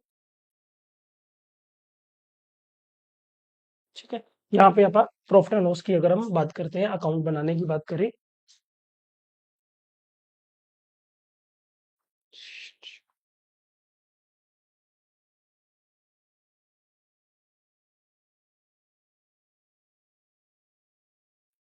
profit and loss appropriation account, ठीक है। अब यहाँ पे सबसे पहले प्रॉफिट जो ड्यूरिंग द ईयर गिवन होता है कितना है, 4,40,000। एज सैलरी कितनी गिवन है, कितनी हमारे हमने निकाली है, 1,80,000। 15,000 पर मंथ गिवन थी, 1,80,000। उसके बाद हमने और क्या यहाँ पे फाइंड आउट किया था, हमने फाइंड आउट किया था ए का कमीशन, कमीशन ए और बी का। ए का कमीशन कितना आया था, 44,000। बी का कमीशन कितना आया था, 40,000। ठीक, तो अब हमारे पास जो रिमेनिंग जो आ जाएगा वो आ जाएगा profit transfer to capital account, जिसको डिस्ट्रीब्यूट करने के बारे में आपको बोला गया है। इसका टोटल 4,40,000, 4,40,000, ठीक। और उसमें से आप क्या करेंगे, बाकी का रिमेनिंग माइनस हो जाएगा, that will be our answer. उसको किस रेशियो में डिवाइड करेंगे, क्या यहाँ पे कोई रेशियो आपको गिवन है, नहीं, दैट मीन इक्वल आप उसको क्या कर देंगे, डिवाइड कर देंगे। चलिए 18 क्वेश्चन पे आते हैं, 18वें क्वेश्चन के ऊपर। ठीक, ये आपको अगेन से थ्योरी का क्वेश्चन आपको गिवन है। Give a comparison of a sacrificing ratio and a gaining ratio. Sacrifice ratio और गेन रेशियो का कंपैरिजन करना है। तो सैक्रिफाइस रेशियो कब फाइंड किया जाता है, जब कोई नया पार्टनर ज्वाइन करता है, तब ओल्ड पार्टनर को क्या करना पड़ता है, सैक्रिफाई करना पड़ता है। ठीक है, एक बात। लेकिन गेनिंग रेशियो के अंदर क्या होता है, जब कोई पार्टनर को छोड़ के जाएगा तब मेरे को एक्स्ट्रा बेनिफिट मिलेगा। कोई पार्टनर जाएगा तो उसका शेयर मैं क्या कर लूंगा, अडॉप्ट कर लूंगा। तो वहां पे जब कोई फर्म को लीव कर रहा है तो उस टाइम पे आएगा। नेक्स्ट, क्या शो करता है ये क्या शो करता है कि कोई पार्टनर कितना गिव अप कर रहे हैं अपने शेयर को। ठीक है, नए पार्टनर आने की वजह से पुराने पार्टनर कितना गिव अप कर रहे हैं, लेकिन यहाँ पे गेनिंग रेशियो में वो कितना गेन कर रहे हैं। बिल्कुल अपोजिट चलता है, कितना गेन कर रहे हैं और यहाँ पे कितना हो रहा है, स्किप कर रहे हैं, हम गिव अप कर रहे हैं। फिर बात करते हैं हाउ टू कैलकुलेट, कैसे कैलकुलेट करते हैं भाई, ओल्ड माइनस न्यू। ठीक है, सिंपल सा फॉर्मूला है, old ratio minus new ratio. जबकि इसका फॉर्मूला क्या होता है, न्यू माइनस में ओल्ड रेशियो। एक आसान थ्योरी का क्वेश्चन है जो आपने बहुत बार इसको क्वेश्चंस को सोल्व किया होगा। और इसमें क्या क्या यूज किया जाता है, व्हाट इज यूज फॉर, ये किसका किस लिए यूज करते हैं आप इसको, पार्टनर्स का कंपनसेशन फाइंड आउट करने के लिए करते हैं। और यहाँ पे भी कंपनसेशन होता है, लेकिन किसका, डिपार्टिंग पार्टनर का जो जा रहा है। यहाँ पे न्यू पार्टनर का कंपनसेशन है और यहाँ पे डिपार्टिंग डिपार्टिंग होता है जो फर्म को छोड़ के जा रहा है, उसका फाइंड आउट करते हैं। ठीक, फिर 19वां क्वेश्चन है, बिल्कुल थ्योरी का क्वेश्चन है, बहुत आसान क्वेश्चन है। और अगर हम देखें ये क्वेश्चंस को हम पहले भी डिस्कस किया था, ये कोई सेम क्वेश्चन पार्टनरशिप फर्म और पार्टनरशिप को लेके एक क्वेश्चन और आया था, कहाँ पे, असर्शन रीजन क्वेश्चन आया था हमारे पास इसी मॉडल टेस्ट पेपर में। राइट एनी 3 पॉइंट्स, कोई 3 पॉइंट बताने हैं of a differences between dissolution of a partnership. कोई फर्म जब बंद हो रही है उस समय का, और जब पूरी पार्टनरशिप खत्म हो रही है। यानी पार्टनरशिप खत्म होने का मतलब क्या है, कि वो पार्टनर फर्म को छोड़ के, कोई ना कोई एक पार्टनर या दो पार्टनर फर्म को छोड़ के जा रहे होंगे, उसका मतलब क्या हो गया, पार्टनरशिप बंद हो रही है। लेकिन जब पूरी फर्म को ही क्लोज कर दिया गया, फर्म के अकाउंट ही बंद हो गए हैं, तो उस टाइप को हम क्या बोलेंगे, हम बोलेंगे कि हमारी फर्म का डिसोल्यूशन हो रहा है, फर्म हमारी क्लोज हो रही है। ठीक, तो वही बातें हम पहले पहले एक एक करके बात करते हैं। तो पहले हमने बोला कि जब पार्टनरशिप कब बंद होती है, पार्टनरशिप के बंद होने से क्या इफेक्ट होते हैं, तो टर्मिनेशन हो जाता है किनका, रिलेशनशिप का। टर्मिनेशन हो जाता है किसका, रिलेशनशिप का। अब वो पार्टनर्स नहीं रहते हैं, कोई एक पार्टनर छोड़ के चला गया, रिटायरमेंट हो गई, एक पार्टनर या दो पार्टनर स्किप करके चले गए, लेकिन फर्म तो कंटिन्यू ही रहेगी। फर्म तो चल रही है, जो बाकी के बचे हुए पार्टनर फर्म के अंदर है वो उस फर्म को एज यूजुअल ही चलाते रहेंगे, लेकिन सिर्फ और सिर्फ वहां पे रिकॉन्स्टिट्यूशन कर दिया जाएगा, मतलब रीवैल्यूएशन बना के एसेट्स और लायबिलिटी को दोबारा से काउंट करके जो जा रहा है उसको उसका शेयर दे देंगे, और बाकी बचे हुए पार्टनर अपने शेयर से उस प्रॉफिट को, उस बिजनेस को चलाते रहेंगे, प्रॉफिट को बांटते रहेंगे। ठीक है, और इसमें जो बुक्स ऑफ अकाउंट्स है वो ओपन ही रहेंगी, वो क्लोज नहीं होंगी। लेकिन जब हम बात करते हैं फर्म के डिसोल्यूशन की, जब एक फर्म जब बंद होती है तो उसकी बात करते हैं तो क्या होता है, जब एग्जिस्टिंग पार्टनर है, जो ऑलरेडी हमारे जो पार्टनर है वो फर्म में थे, लेकिन फर्म ही टर्मिनेट हो गई। क्या हो गई? फर्म ही टर्मिनेट हो गई। सभी ने एग्री किया भाई देखो हमारे से फर्म चलाना मुश्किल हो रहा है, या कुछ फर्म से ऐसी एक्टिविटी हो गई, कोर्ट ने कह दिया भाई आपके बस की बात कहाँ है ये, तो उस समय पे क्या होगा, डिसोल्यूशन हो जाएगा, फर्म का बंद कर दिया जाएगा। और उसके बाद अगर वो बात करें क्या, ऑपरेशन सीज, सीज का मतलब होता है मना कर दिया गया, बंद कर दिया गया, स्टॉप लगा दिया गया, कुछ ऐसा एक्ट हो गया जिस वजह से फर्म ने अपने काम करने बंद कर दिए, किसी भी वजह से हो गए होंगे, तब उसमें पार्टनरशिप फर्म क्लोज हो जाती है। लेकिन और इसमें अकाउंट भी क्या हो जाएंगे, क्लोज। अब आगे का कोई और प्रॉफिट कोई लॉस नहीं होगा। और एक बात और हमने करी थी कि पार्टनरशिप फर्म के बंद होने का मतलब पार्टनरशिप तो बंद हो ही रही है, लेकिन अगर पार्टनरशिप बंद हो रही है, पार्टनरशिप एक पार्टनर छोड़ के जा रहा है, तो फर्म कंटिन्यू रहेगी, फर्म में दिक्कत नहीं आएगी, डिसोल्यूशन नहीं होगा। ठीक है, ये बात हमने असर्शन और रीजन के अंदर हमने समझी थी। Explain the meaning of the following terms. In terms के आपको मीनिंग बताने हैं। क्या क्या टर्म्स है? पहला है कैपिटल रिजर्व, दूसरा रिजर्व कैपिटल, और तीसरा issue of debenture as a collateral security. जब भी ये चैप्टर आता है, जब भी मेरे को क्वेश्चन पूछने होते हैं स्टूडेंट से, तो मैं ये दो डिफरेंसेस तो मैं जरूरी पूछता हूँ, कैपिटल रिजर्व क्या है और रिजर्व कैपिटल क्या होता है। ठीक है, तो अब हम दोनों की बात कर लेते हैं। कैपिटल रिजर्व,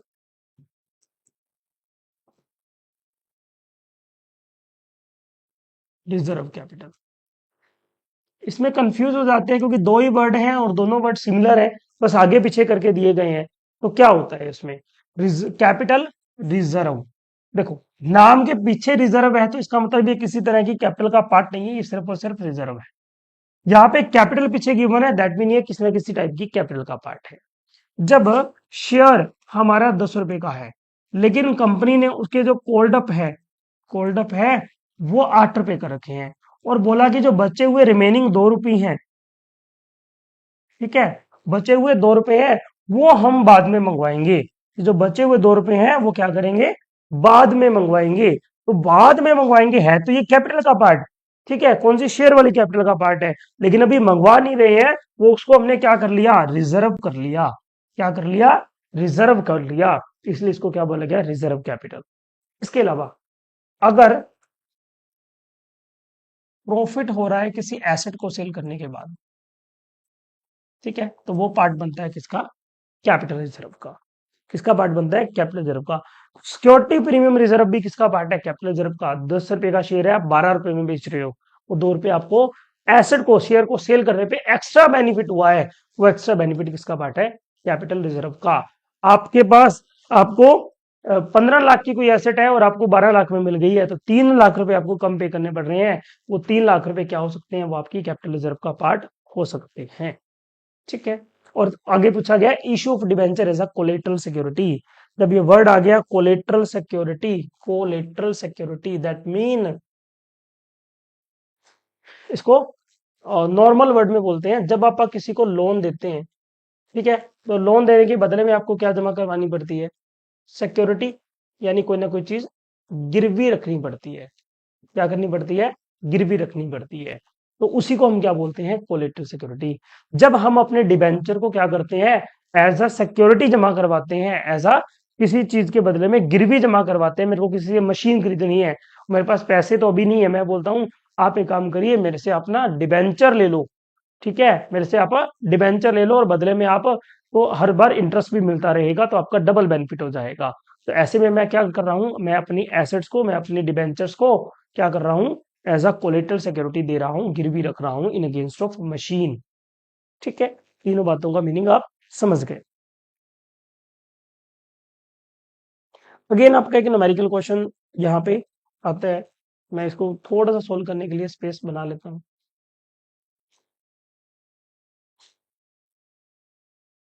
ठीक है, बी लिमिटेड है, इशूड 5,000, 9% डिबेंचर ऑफ 500 ईच, ठीक है, 500 का एक है,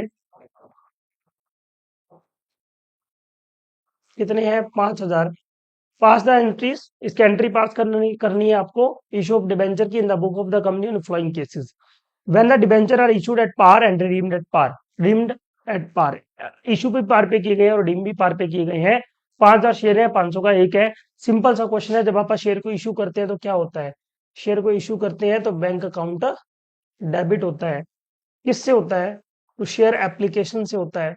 यहाँ पे हमें application, allotment, first call, final call अलग अलग करके पैसे नहीं दिए गए हैं, तो हम इसके साथ ही लिखेंगे शेयर एप्लीकेशन एंड अलॉटमेंट। हम मान के चलेंगे जॉइंट अकाउंट ओपन होगा। ठीक है, bank account debit to share application and allotment. 5,500 का शेयर, तो 25 लाख रुपए आपके पास बैंक में आ रहे हैं। Then share application account debit to share capital, वो 25 लाख रुपए आप क्या करोगे? शेयर कैपिटल में ट्रांसफर कर दोगे। ठीक, कोई डाउट इस चीज के अंदर? बहुत इजी क्वेश्चन है। इसके बाद हम बात करते हैं, वह डिबेंचर्स आर इशूड, जब वो डिबेंचर इशू किए गए हैं किस पे? 5% प्रीमियम पे। किस पे इशू कर रहे हैं?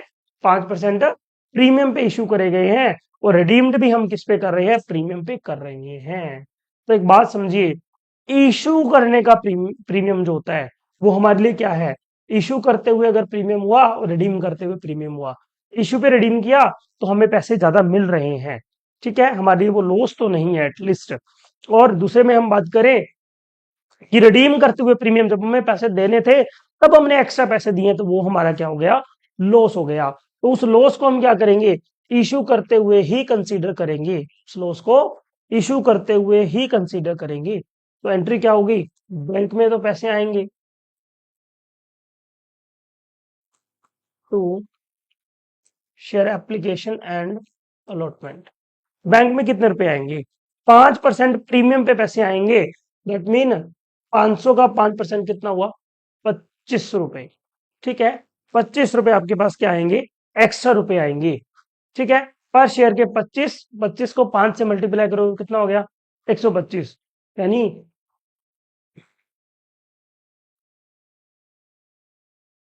6 एक।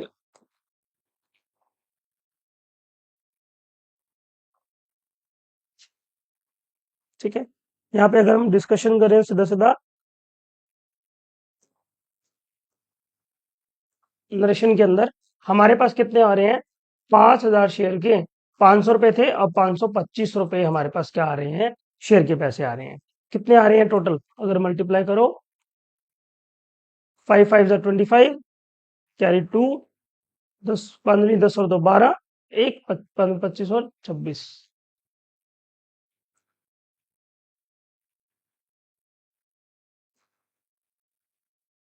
ठीक है, और इसकी दूसरी एंट्री जब हम करने वाले हैं, तो दूसरी एंट्री के अंदर हम क्या देख रहे हैं? दूसरी एंट्री के अंदर अमाउंट को डालते हैं, share application and allotment account debit to share capital to security premium to premium on redemption. ठीक है, रिडम्पशन के टाइम का प्रीमियम। अब यहां पे हमें एक चीज छोटी सी देखनी पड़ेगी, क्या? कि इस टाइम पे हमारे पास क्या होता है? इशू के टाइम पे कुछ एक लॉस तो हुआ है। इशू के टाइम पे हमारे पास लॉस तो हुआ है। अगर हमारे पास लॉस हुआ है तो हमें उसको क्या करना पड़ेगा? बियर तो करना पड़ेगा। अगर हमें उसको बियर करना है तो मेरे को क्या करना पड़ेगा? ठीक है, लॉस को भी लिखना पड़ेगा। Loss on issue. ठीक है, वो भी क्या हो जाएगा? डेबिट हो जाएगा। अब किस हिसाब से होगा? यहां पे हमारे पास क्या आए थे? 2625,000 ये रुपए आए हुए थे। लॉस ऑन इशू, इशू के टाइम पे लॉस कितना हुआ? 10%। 500 रुपए का 10% कितना हुआ? 50 रुपए। 50 रुपए मतलब 5,000 मल्टीप्लाई 50, 2,50,000। ठीक है, और उसके बाद सिक्योरिटी प्रीमियम में तो हमें पता ही है कितने रुपए आए थे? 25 रुपए के हिसाब से वो अमाउंट आ गई, और सिक्योरिटी शेयर कैपिटल के अंदर तो पूरी पूरी अमाउंट ही आ जाएगी। जी जी, 20 हो गए बस। एक एक मार्क के 2 क्वेश्चन है, 10 बस तो 30 है। बड़े क्वेश्चन तो ही है। हाँ मैक्सिमम।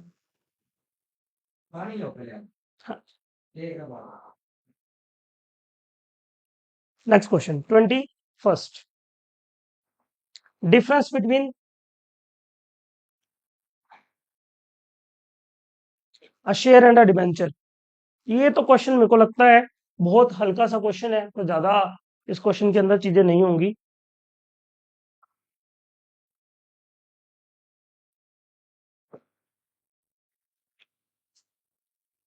शेयर वाले पर्सन क्या होते हैं? शेयर वाले पर्सन क्या होते हैं? शेयर होल्डर होते हैं। ठीक है, जो शेयर बाय करता है, कौन बाय करता है? शेयर होल्डर किए जाते हैं। जब कंपनी क्या चाहती है? कंपनी चाहती है कि मेरे को क्या करना है, अपने मेंबर्स को बढ़ाना है। ठीक है, अपने जो शेयर में है और ज्यादा मेंबर अपने बढ़ाने हैं, तो शेयर इशू किए जाते हैं। लेकिन अगर वहीं पे अगर मैं बात करूं, क्या, जब डिबेंचर इशू किए जाते हैं, तो डिबेंचर एक तरह का क्या होता है? लोन होता है। डिबेंचर एक तरह का क्या होता है? लोन होता है। उसको लोन के तरीके से डील किया जाता है। इसके ऊपर फिक्स रेट से इंटरेस्ट नहीं होता। फिक्स रेट से इंटरेस्ट यानी इसके ऊपर डिविडेंड, फिक्स रेट से डिविडेंड नहीं होता। इसके ऊपर क्या होता है? फिक्स रेट होती है। ये वाले लोग क्या कहलाते हैं? क्रेडिटर कहलाते हैं। ठीक है, ये लोग क्रेडिटर कहलाते हैं। शेयर्स को रिडीम नहीं किया जाता है, शेयर्स को रिडीम नहीं कर सकते, लेकिन डिबेंचर को तो रिडीम कर सकते हैं। रिडीम का मतलब क्या होता है? वापस कंपनी को सेल कर सकते हैं एक फिक्स टाइम पीरियड के बाद, लेकिन यहाँ पे हम इनको नहीं कर सकते। ठीक है, तो आई थिंक इतने डिफरेंस बहुत हैं, और भी बहुत सारे डिफरेंस हैं, बहुत कॉमन क्वेश्चन है जो आप लिख भी सकते हैं। ये हमारे पास फिर अगेन हमारे पास थोड़ा सा एक क्वेश्चन आ जाता है। ठीक है, ओन संगीता 21st का और है, वो 21st में आया था, ये 21st के और में आया है। ठीक है, और क्वेश्चन हम करने वाले हैं यहाँ पे। ठीक है, या वो क्वेश्चन थ्योरी का, या फिर ये क्वेश्चन आप कर सकते हैं। ज्यादातर मेरे को पता है कि आप पहले वाला ही करने वाले हैं, लेकिन फिर भी आप इस न्यूमेरिकल को सॉल्व करेंगे। ठीक है, Sangeeta limited invited application for issuing 60,000 share, 60,000 share issue करे हैं, 10 रुपए का एक at par. The amount was payable as follow. Application 2 रुपए, अलॉटमेंट 3 रुपए, फर्स्ट एंड फाइनल कॉल 5 रुपए की है। एप्लीकेशन रिसीव करी गई है 92,000 की। देखिए, ये किसका केस हो गया?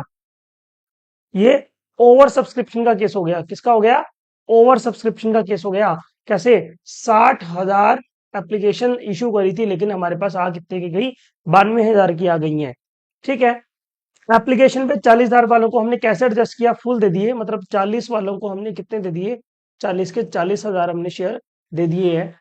50,000 वालों को हमने 40% दिए हैं, यानी 500 के 20 कितने दिए? 20,000 शेयर हमने इनको ही दिए हैं, मतलब 30,000 हमने नहीं दिए। 30,000 शेयर हमने नहीं दिए हैं। 30,000 के जो पैसे आए थे वो हमने कहीं ना कहीं एडजस्ट किए होंगे। और 2,000 को क्या कर दिया? नील कर दिया, यानी 2,000 वालों को तो हमने कुछ भी नहीं दिया। ठीक है, 2,000 वालों को कुछ भी नहीं दिया। ठीक है, अब आगे क्या बोला गया है? 1,08,000 रुपए हमें रिसीव हुए हैं, कहां पे? अलॉटमेंट पे रिसीव हुए हैं। ठीक है, 1,08,000 रुपए अलॉटमेंट पे रिसीव हुए हैं, लेकिन उसमें कौन सी अमाउंट जो एडवांस आ गई? 50 इन शेयर की जो पैसे एडवांस आ गए 30,000 वाले, ये इंक्लूड नहीं करे। उसके बाद क्या बोला? 2,50,000 शेयर की, जो 2,50,000 रुपए की शेयर की अमाउंट है, वो आ गई कॉल पे। ठीक है, 2,50,000 रुपए आ गए कहां पे? कॉल पे। ठीक है, फर्स्ट कॉल जो आपने बनाई गई है, फर्स्ट एंड फाइनल कॉल 5 रुपए की, उस पे 2,50,000 रुपए आपको मिले हैं। तो डायरेक्टर ने डिसाइड किया कि उन शेयर को क्या कर लेगी? फॉरफिट कर लेगी, जब्त कर लेगी। कब जब्त करेगी? ठीक है, जिनकी अलॉटमेंट नहीं आई। क्या नहीं आई? अलॉटमेंट नहीं आई, सिर्फ उन्हीं को जब्त करेंगे। तो आपको इससे रिलेटेड क्या करनी है? एंट्रीज करनी है। करें शुरुआत। क्वेश्चन समझ में आ गया सारा। अब हम एंट्री की शुरुआत करें, तो फर्स्ट एंट्री जब हम कर रहे हैं, तो हम करते हैं बैंक की, शेयर एप्लीकेशन की entry. Bank account debit to share application account. ठीक है, कितने हैं एप्लीकेशन पे? 2 रुपए आए हैं, और आपके पास टोटल कितनी एप्लीकेशन आई है? 92,000 आई हैं। तो 2,000 को 92,000 से मल्टीप्लाई करते हैं, तो कितना आ गया? 1,84,000। ठीक है, done. To share application account debit to share capital. अब भाई शेयर कैपिटल में तो हम हमेशा ओरिजिनल अमाउंट ही डाल सकते हैं, शेयर कैपिटल के अंदर अपन कोई और अमाउंट नहीं डाल सकते। तो ओरिजिनल का मतलब क्या हुआ? ओरिजिनल मतलब हमने 60,000 शेयर इशू करे थे और उसके 2 रुपए रखने के बाद हम 1,20,000 रुपए ही यहाँ पे रख सकते हैं। कहाँ? शेयर कैपिटल की अमाउंट के अंदर। ठीक है, शेयर कैपिटल अकाउंट की अमाउंट के अंदर। अच्छा, लेकिन आए तो कितने हैं? 1,84। तो एडजस्ट कैसे किया है हमने? 2,000 वालों को तो हमने बोला था कि हमने कुछ भी नहीं दिया, 2,000 के 2 के हिसाब से हमें वापस करने पड़ेंगे पैसे टू बैंक अकाउंट। कितने हुए? 4,000 रुपए। अरे कहाँ गया? ठीक है, 4,000 रुपए हमें क्या करने पड़ेंगे? वापस। इस 50,000 वालों के रखे कितने हैं हमने?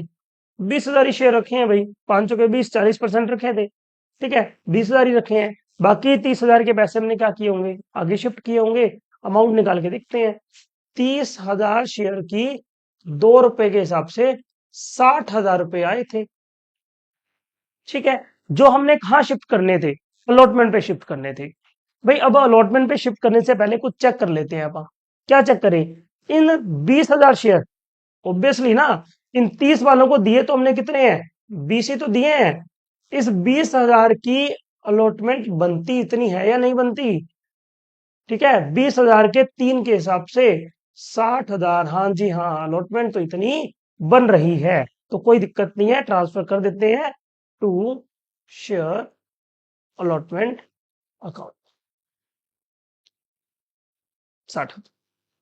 ठीक है, चल अब अलॉटमेंट पे आते हैं।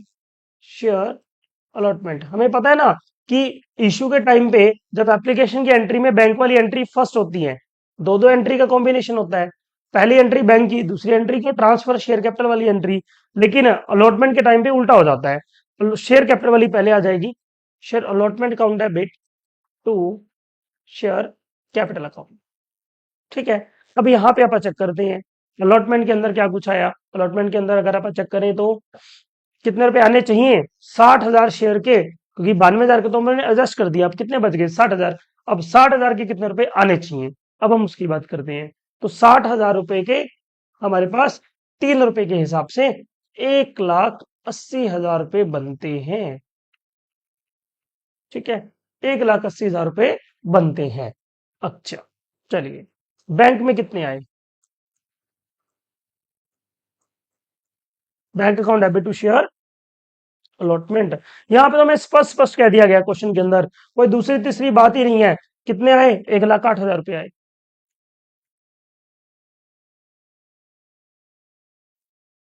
अब हम इसको बस थोड़ा सा समझ के देखें। आए कितने? 1,08,000। 60,000 हमने एडवांस में ही रख लिए थे।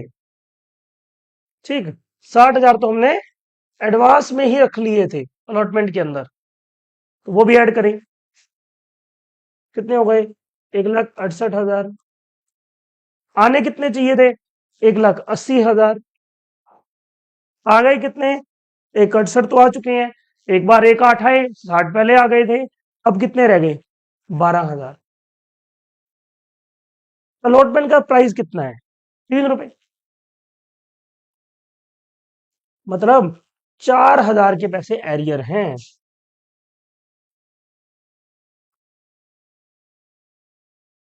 4,000 के एरियर हैं। हमने यहाँ पे एरियर अकाउंट ओपन नहीं किया, हमने जस्ट अमाउंट लिख दी कि एरियर कितने हैं? 4,000 शेयर के पैसे हैं। इन 4,000 को हम क्या करेंगे? बाद में रिडीम करेंगे। ठीक है, अभी आगे हम बात करते हैं फर्स्ट कॉल पे। फर्स्ट कॉल की entry share allotment, sorry, share first call account debit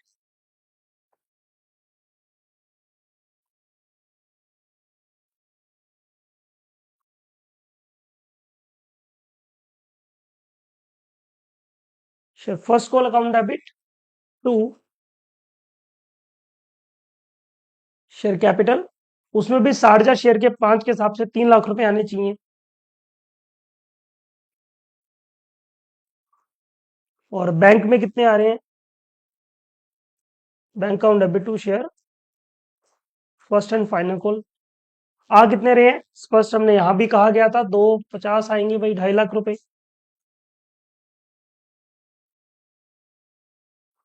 यहाँ पे कितने नहीं आए? 50,000। एक शेयर की कितने हैं? 5 रुपए। तो कितने हो गए?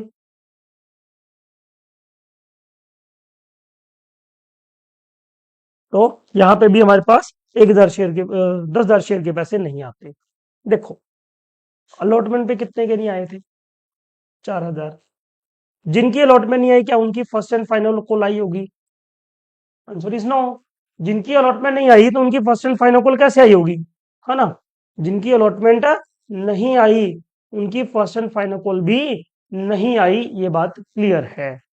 ठीक है, इसका मतलब हमारे पास 4,000 हम रिडीम करेंगे। अब अलॉटमेंट के 12,000 बन गए थे 4,000 के, और 4,000 के 5 रुपए के हिसाब से 20,000 बन जाएंगे फर्स्ट कॉल के, जो नहीं आ रहे। अब हम एंट्री करते हैं किसकी? फॉर फीचर की। ठीक है, अब हम एंट्री फॉर फीचर की यहाँ पे यूज करते हैं।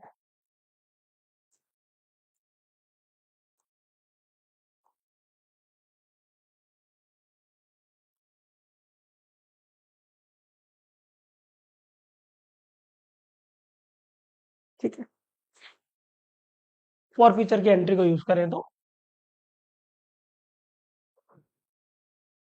शेयर कैपिटल अकाउंट डेबिट, कितने शेयर कर रहे हैं? 4,000।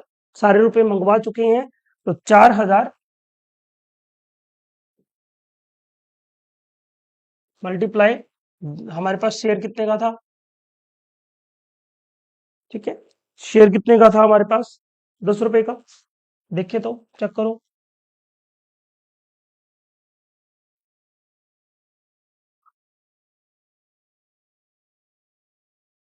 ठीक है,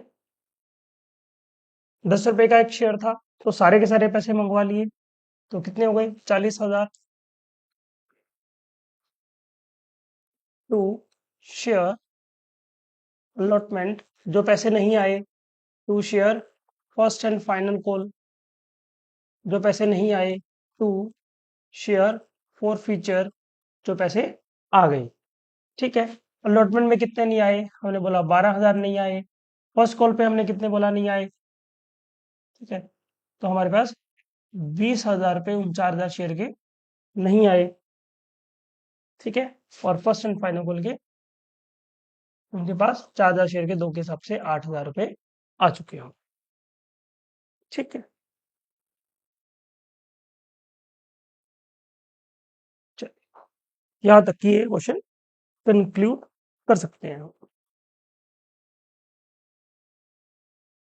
इसमें हमें एक चीज और भी देख सकते थे, इस क्वेश्चन के अंदर ये दे सकते थे क्या? ठीक है, यहाँ पे हमें इन्होंने क्या कर रखा है? इन्होंने ये नहीं बोला कि ये जो 4,000 शेयर्स हैं, ठीक है, जिनके पैसे हमारे पास नहीं आए थे, वो किस कैटेगरी से बिलोंग करते हैं? क्या वो 40,000 वालों में से हैं, या वो 50,000 वालों में से हैं? अगर वो ऐसा को दे देते कि वो 50,000 की कैटेगरी से बिलोंग करते हैं, किससे बिलोंग करते हैं? 50,000 शेयर वाली कैटेगरी से बिलोंग करते हैं, तब हमारा क्वेश्चन करने का, कैलकुलेशन का वे थोड़ा सा अलग हो जाता। ठीक है, कैसे हो जाता? 50,000 वालों को हमने 20,000 दिए हैं। ठीक है, तो 50,000 शेयर वालों को हमने कितने रुपए दिए हैं? 20,000 रुपए दिए हैं। 20,000 शेयर, सॉरी। ठीक है, हमने उनको 20,000 शेयर दिए हैं। तो हम जिनको 4,000 शेयर दिए हैं, उनके पैसे निकालने के लिए हम 50,000 बाय 20,000 कर देते। ठीक है, उतने के लिए अप्लाई शेयर आ जाता, हमारे पास क्या आ जाता?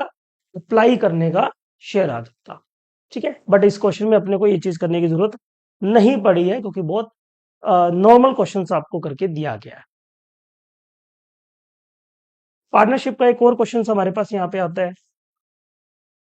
ठीक है,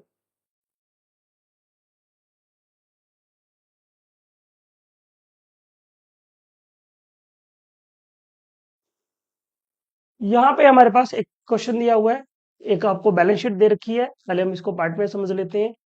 आपको तो फॉलोइंग बैलेंस शीट है, आपको इसके अंदर क्या क्या कर रखा है? ए और बी दो पार्टनर्स हैं, 2:1 का उनका रेशियो है। ठीक है, 2:1 का उनका आपको रेशो गिवन है। Liability, bank overdraft, reserve, creditors, capital A और बी का। डेटर्स आपको दे रखी है, प्रोविजन आपको लेस करी हुई दे रखे हैं 36,400 के। Stock, building, patent and machinery, total उनका 1,17,000 आपका टोटल बन रहा है। आगे बोला गया सी एडमिट हो गया है। इसकी मैं आपको सारी एंट्रीज बता दूंगा किस टाइप से आपको डील करनी है, कहाँ लिखनी है।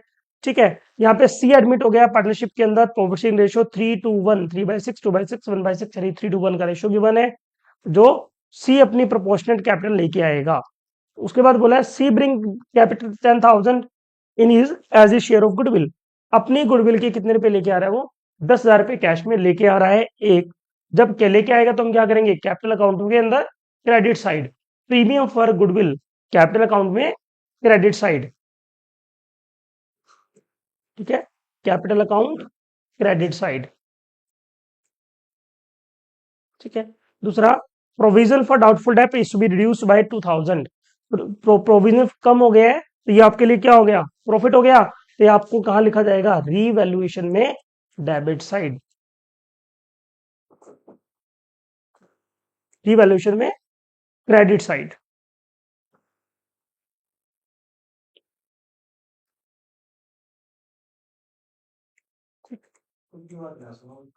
ठीक है, हाँ जी, क्रेडिट साइड। उसके बाद there is a old typewriter, खुद का एक टाइपराइटर है 2,600 रुपी का, not appear in the books of the firm. ठीक है, जो बुक्स में अपीयर नहीं है, it was now to be recorded. ठीक है, अभी उसको रिकॉर्ड करना है। रिकॉर्ड करना तो ये आपका प्रॉफिट है, ये भी रीवैल्यूएशन में डेबिट साइड आ जाएगा। पेटेंट आर वैल्यूलेस, पेटेंट की वैल्यू फिनिश हो गई है तो आपका लॉस हो गया, तो ये इसको राइट ऑफ करना है, तो ये रीवैल्यूएशन में ही क्रेडिट साइड लिख दिए जाएंगे। Next, 2% discount to be received, 2% का डिस्काउंट है, 2% discount is to be received from creditors.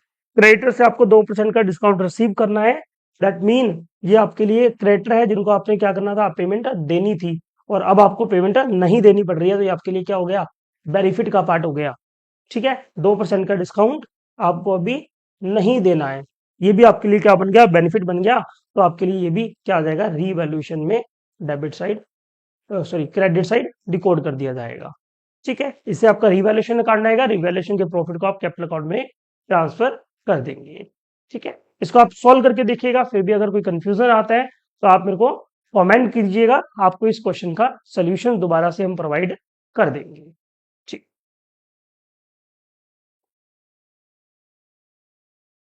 ठीक। Explain the accounting treatment of goodwill with the imaginary figure at the time of retirement. Retirement के time पे जो goodwill है वो कैसे treat की जाती है। तो रिटायरमेंट के टाइम पे जो गुडविल होती है वो गेनिंग पार्टनर जो भी होते हैं, क्या होते हैं, गेनिंग पार्टनर जो भी होते हैं वो डेबिट कर दिए जाते हैं टू सेक्रीफाइस पार्टनर। ठीक है, मान लो लेट सपोज ए और बी पार्टनर हैं और ए बी सी पार्टनर है, और सी यहां से क्या हो रहा है, रिटायर हो रहा है, तो ए और बी क्या करेंगे, गेन करेंगे। पहले आप इनका क्या निकालेंगे, सेक्रीफाई रेशो और गेनिंग रेशो। सेक्रीफाई अकेला कौन करेगा, जो रिटायर हो रहा है। गेन कौन करेंगे, गेन कौन करेंगे, जो एग्जिस्टिंग पार्टनर है। तो यहाँ पे आप गेन निकालेंगे, गेन निकालने के बाद गेनिंग पार्टनर का रेशो हम क्या कर देंगे, गेनिंग पार्टनर को डेबिट टू सेक्रीफाइस पार्टनर, इसका ये अकाउंटिंग ट्रीटमेंट कर दिया जाएगा। इसमें आप अमाउंट कुछ भी ले सकते हैं। ठीक है, यहाँ पे आपका पार्ट ए कंप्लीट होता है। Then come to the part B, financial statement analysis. यहाँ पे अगेन आपके पास 1 1 मार्क के क्वेश्चन आते हैं दो। On the basis of the given statement assertion and reason choose the correct options. आपको करेक्ट ऑप्शन बताने हैं, असर्शन रीजन आपको गिवन है।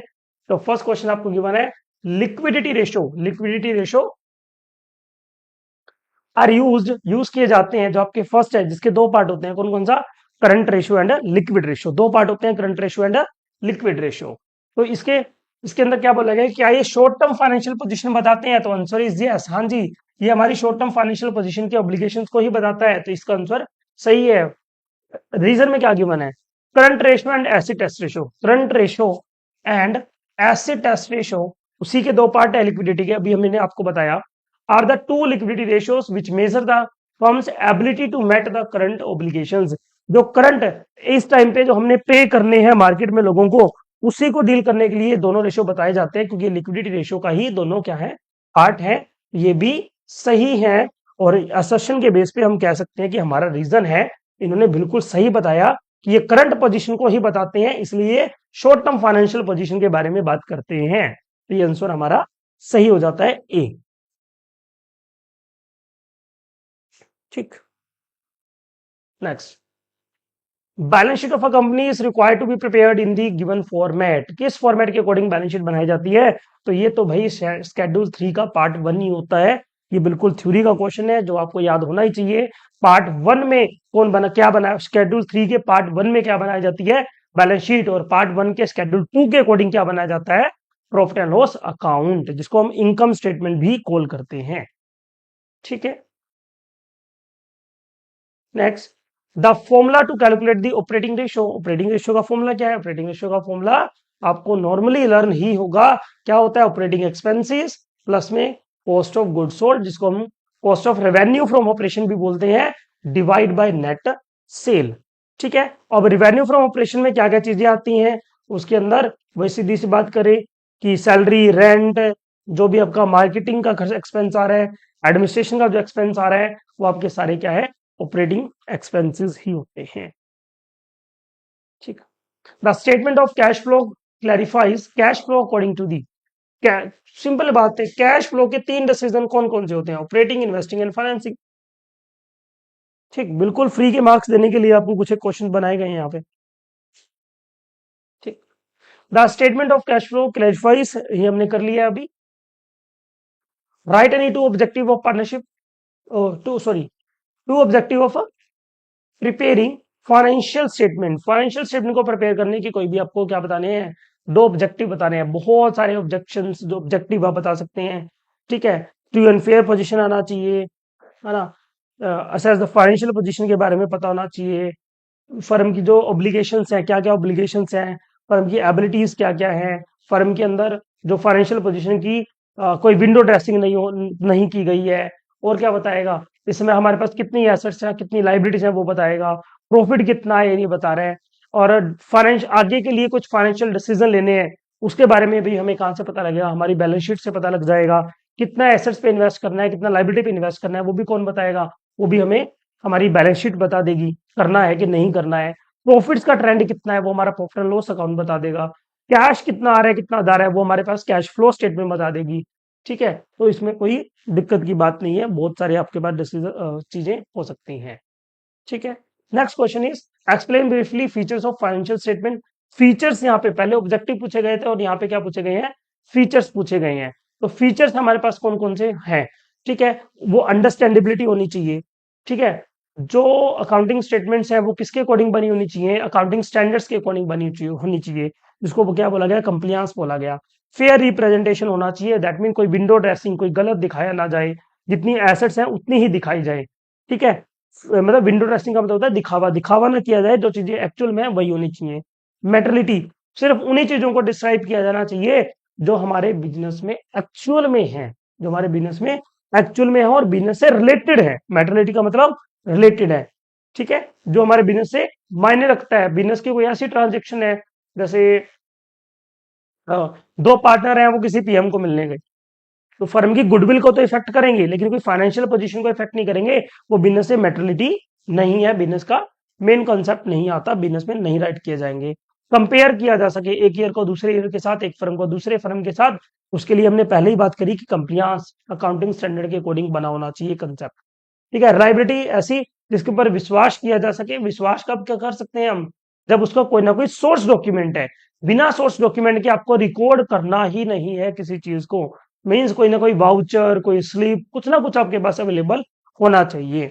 रेलिवेंस, बिजनेस से रिलेट करने वाली होनी चाहिए, कैश से, जो भी अकाउंटिंग स्टैंडर्ड जिसको कह रहा है वो पूरा होना चाहिए।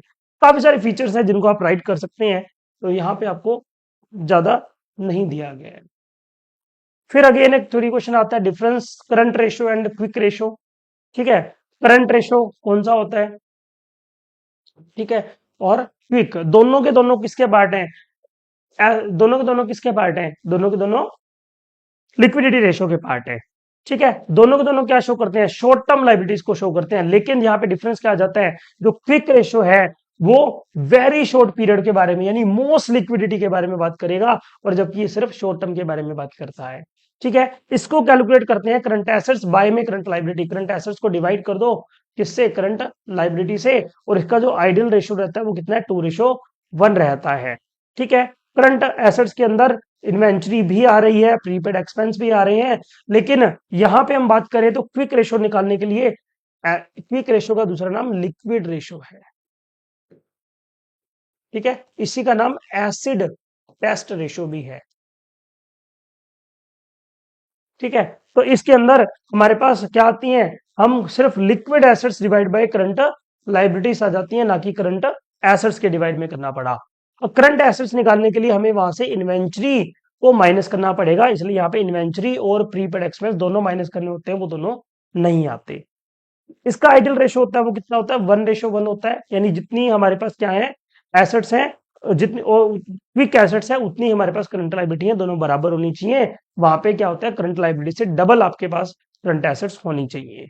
ठीक है, तो ये यूजफुल किस लिए होता है कि, ठीक है, ये ओवरऑल फाइनेंशियल पोजीशन और उसकी लिक्विडिटी को जानने के लिए होता है, जबकि ये सिर्फ और सिर्फ इमीडिएट इस टाइम पे, एग्जैक्ट इस टाइम के ऊपर कितना हम, हमारी फर्म है वो कितनी अच्छे से चल रही है, कितनी उसके पास पेइंग कैपेसिटी है शॉर्ट टर्म में, वेरी शॉर्ट, शॉर्ट टर्म नहीं है, वेरी शॉर्ट टर्म के अंदर कितनी, इमीडिएट पीरियड के अंदर हमारे पास कितने ऑब्लिगेशंस को पे करने की कैपेसिटी है, उस चीज को कौन बताता है, हमारा क्विक रेशियो बताता है। ठीक है, then from the following information determine the opening inventory and closing inventory. यहाँ पे आपको ओपनिंग और क्लोजिंग इन्वेंटरी बतानी है। इन्वेंटरी टर्नओवर रेशियो 5 टाइम्स है, ओके लिख लेते हैं, मैं शॉर्ट में लिख रहा हूं, इन्वेंटरी टर्नओवर रेशियो कितना है, 5 टाइम्स है, ओके। और क्या बोला गया है, ठीक है, 5 times revenue from operations 8 lakh. ठीक है, रेवेन्यू फ्रॉम ऑपरेशन यानी आपको सेल, रेवेन्यू फ्रॉम ऑपरेशन किसको बोलते हैं, सेल को, जो कि कितना है, 8 लाख गिवन है। जीपी रेशो, ग्रोस प्रॉफिट का रेशो दे रखा है कितना, 25%। ठीक है, ठीक है, ये तो सिंपल सा बात है, ग्रोस प्रॉफिट का कितना रहेगा, 25%, तो इसका मतलब सीधा सीधा ग्रोस प्रॉफिट है कितना, 8 लाख का 25%, 2 लाख रुपए। तो कॉस्ट कितनी है, ठीक है, cost of revenue for operation या कॉस्ट ऑफ गुड सोल्ड कितनी है, 6 लाख रुपए। ठीक है, और आपको क्या निकालना है, closing inventory was 20,000 more than the opening inventory. मान लो ओपनिंग इन्वेंटरी भी नहीं दे रखी, क्लोजिंग में नहीं दे रखी, ओपनिंग मान लो एक्स है तो क्लोजिंग कितनी है, एक्स प्लस 20,000। ठीक है, हमारे पास इन्वेंटरी टर्नओवर रेशियो का रेशियो फॉर्मूला क्या होता है, cost of revenue divide by average inventory. ठीक है, तो ये इसके वैल्यू आपको 5 दे रखी है, ये हमने 6 लाख फाइंड आउट कर लिया। ठीक है, अभी 6 लाख फाइंड आउट किया था, और एवरेज इन्वेंटरी हमें नहीं पता अभी तक। ठीक है, एवरेज यहां आ गया, ये इधर चला गया, तो कुल मिला के एवरेज इन्वेंट्री 12×5 = 1,20,000 रुपये आ गई। ठीक है, अब एवरेज इन्वेंट्री का फॉर्मूला क्या होता है, आप सभी को पता है। ठीक है, क्या होता है, opening plus closing inventory by 2। Opening कितनी है, एक्स, क्लोजिंग कितनी है, एक्स प्लस 20।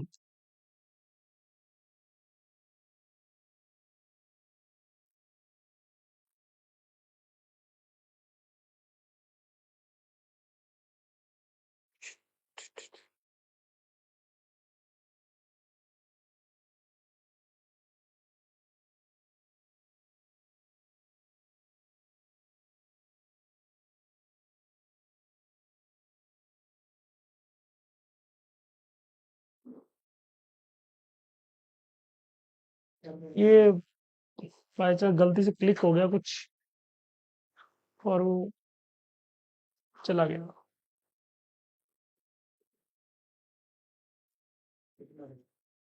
लास्ट क्वेश्चन था वैसे।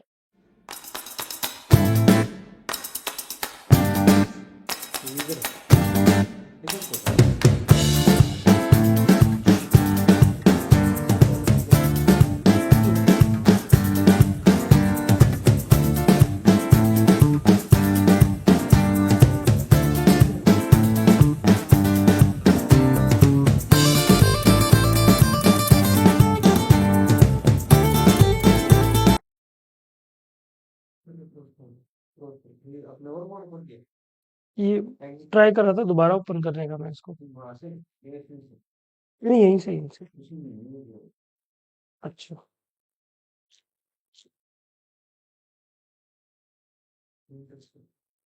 जी।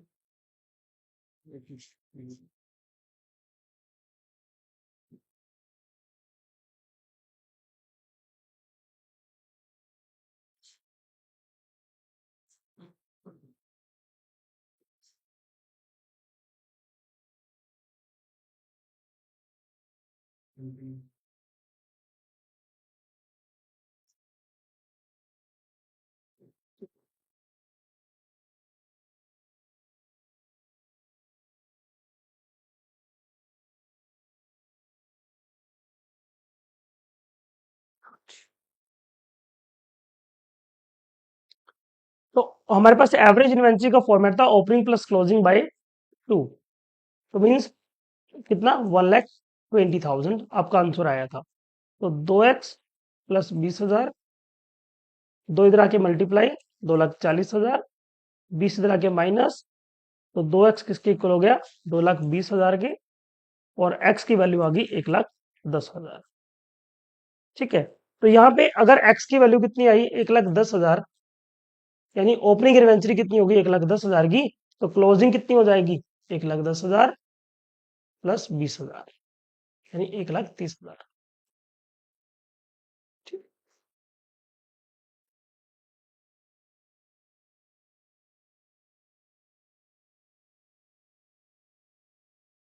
तो हमारा लास्ट क्वेश्चन है। ठीक है।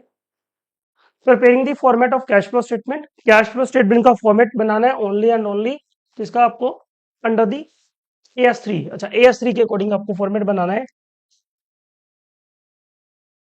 ठीक है। तो इसमें तो आपको तीनों तरह की activity, operating activity, financing activity और इन्वेस्टिंग एक्टिविटीज, आपको तीनों को बनाना है।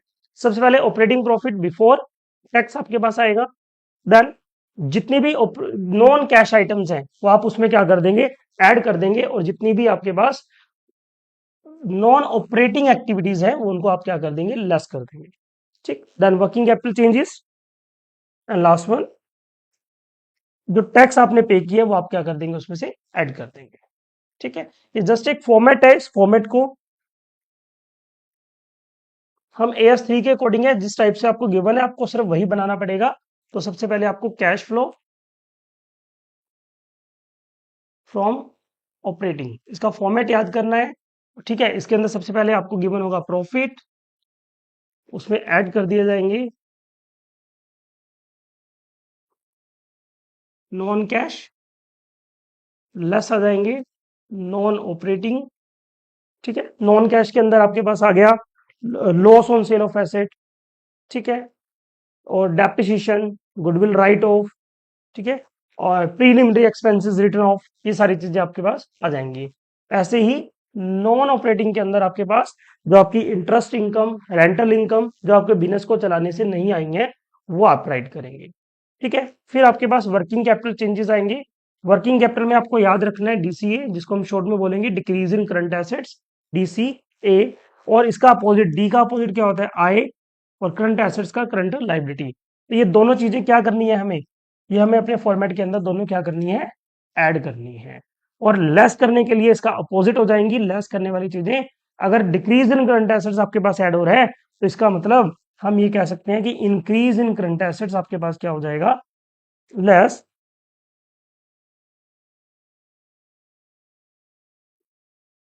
ठीक है। और डिक्रीज इन करंट लाइबिलिटी भी आपके पास क्या हो जाएगा, लेस। और लास्ट में जो आपके पास फॉर्मेट निकल के आएगा वो आपके पास लेस कर दोगे टैक्स पेड। ठीक है। द नेट कैश फ्रॉम, या फिर यूज्ड इन। ठीक है। फ्रॉम अगर पॉजिटिव आंसर आ रहा है तो आप फ्रॉम लिखेंगे, और नेगेटिव आ रहा है तो आप क्या करेंगे, यूज्ड इन राइट करेंगे। दैट्स, ये आपका फॉर्मेट है जो आपको AS3 के अकॉर्डिंग फाइनेंसिंग एक्टिविटी का बनाना है। ऐसे ही फाइनेंसिंग एक्टिविटी के बाद आपकी कौन सी है, इन्वेस्टिंग। जो भी आप अपनी फिक्स एसेट्स को या फिर आपके शेयर्स को जब आप सेल कर रहे हैं, ठीक है, वो आएंगी।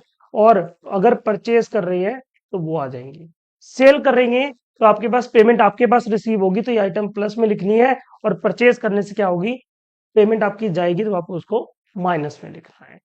ठीक। और फाइनेंसिंग एक्टिविटी के अंदर जो आप शेयर्स इशू कर रहे हैं या आप लोन ले रहे हैं, सिर्फ वो अमाउंट आएगी। जब आपके पास पेमेंट आ रही है तो ऐड, जा रही है तो लेस। ठीक है। दैट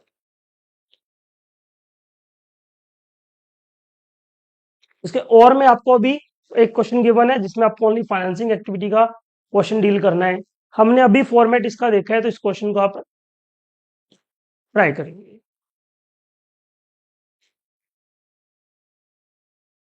ठीक है। इसके मैं आपको हिंट्स अभी प्रोवाइड कर देता हूँ, क्या क्या चीजें इसके अंदर है। सबसे पहले आपको इक्विटी शेयर कैपिटल गिवन है। डिबेंचर्स 12% के 30,000, और डिबेंचर 5 लाख के, सॉरी 3 लाख के डिबेंचर आपके पास 5 लाख के 10% वाले हैं। ओवरड्राफ्ट आपका 80,000 है, जबकि पहले आपके पास वो 1 लाख का आपके पास गिवन था। तो यहाँ पे ओवरड्राफ्ट डिक्रीज हुआ तो 20,000 फाइनेंसिंग एक्टिविटी के अंदर आप क्या लिखेंगे, माइनस में हुआ बैंक ओवरड्राफ्ट, यह आ जाएगा। 3 लाख रुपए आपके पास फाइनेंसिंग के अंदर से ये माइनस हो रहे हैं, और 5 लाख रुपए ये ऐड हो जाएंगे। ये प्लस होने हैं, ये माइनस होने हैं। इनका डिफरेंस 20,000 जो आपने पे कर दिया वो भी माइनस होगा। और इक्विटी शेयर तो आपके पास कोई डिविडेंड की बात की होगी अगर एडिशनल इंफॉर्मेशन के अंदर, तब हम उसको राइट करेंगे। ठीक है। तो interest paid on the bank overdraft कितना है, 10,000 इंटरेस्ट पे किया है, तो आपके पास ये माइनस हो जाएगा। 12% डिबेंचर पर रिडीम्ड ऑन द जुलाई 2022। अच्छा, ये जो आपने डिबेंचर रिडीम करे हैं 12% के, ये जुलाई में करे हैं, तो अप्रैल मई जून जुलाई, तो 4 मंथ का इंटरेस्ट इसके ऊपर लगेगा। ठीक है, कितना, 12%। और बाकी के 8 मंथ का जो इंटरेस्ट है, क्योंकि सेम डेट पे इन्होंने बोला कि हमने क्या कर दिए, रिडीम इशू कर दिए थे, उसके ऊपर एट अ डिस्काउंट ऑफ 5% पे। तो 10 डिस्काउंट कितना भी हो, हमें फर्क नहीं पड़ता, इस 5 लाख पे ही आप करेंगे। डिस्काउंट से एक चीज के ऊपर फर्क पड़ेगा, ये 5 लाख के थे, 5% का डिस्काउंट हुआ। मान लेते हैं ये शेयर 100 रुपए का था, उसके ऊपर 5% का क्या हो गया, डिस्काउंट हो गया, वो माइनस कर दो, 5 रुपए का डिस्काउंट हुआ। ठीक है, 50, 5 लाख रुपए हैं, 100 रुपए का मान के, तो शेयर कितने, डिबेंचर कितने हैं, 5,000, 5 रुपए का डिस्काउंट हुआ 25,000। तो आप फाइनेंसिंग एक्टिविटी के अंदर 4,75,000 रुपए ही प्लस में लिखेंगे, ना कि जा सकते 5 लाख। ठीक है। प्रपोज डिविडेंड है, वो इन्होंने बोला गया है कि वो हमने पे करना है 8%। तो आप सिंपल सी बात है, 20 लाख है, 20 लाख पे 8%, प्रपोज डिविडेंड 1,60,000 रुपये आप क्या कर देंगे, पे कर देंगे। ठीक है। कोई मेरे को लगता है कि इसके अंदर और कोई चीज नहीं रही है जो डिकोड करने वाली है, बस प्लस और माइनस पेंडिंग है जो आपको करना है। यहां पे हमारा ये टॉपिक कंप्लीट होता है। आप जब भी इस वीडियो को देख रहे हैं तो आप इसको क्या करिएगा, लाइक भी करिए, सब्सक्राइब भी करिए, और आगे अपने फ्रेंड्स को, नोन को आगे आप शेयर भी कीजिएगा, और इस चैनल को आप सब्सक्राइब करिए। Thank you.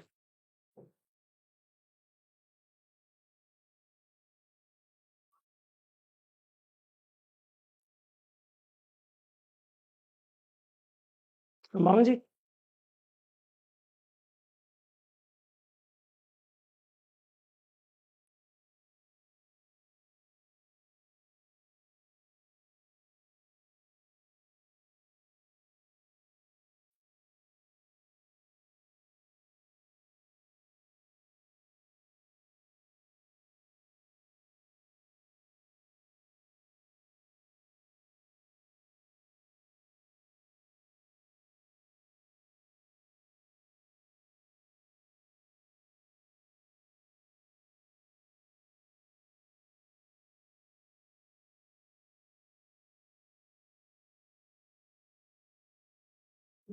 हाँ जी, मैं फोन कर रहा था आपको।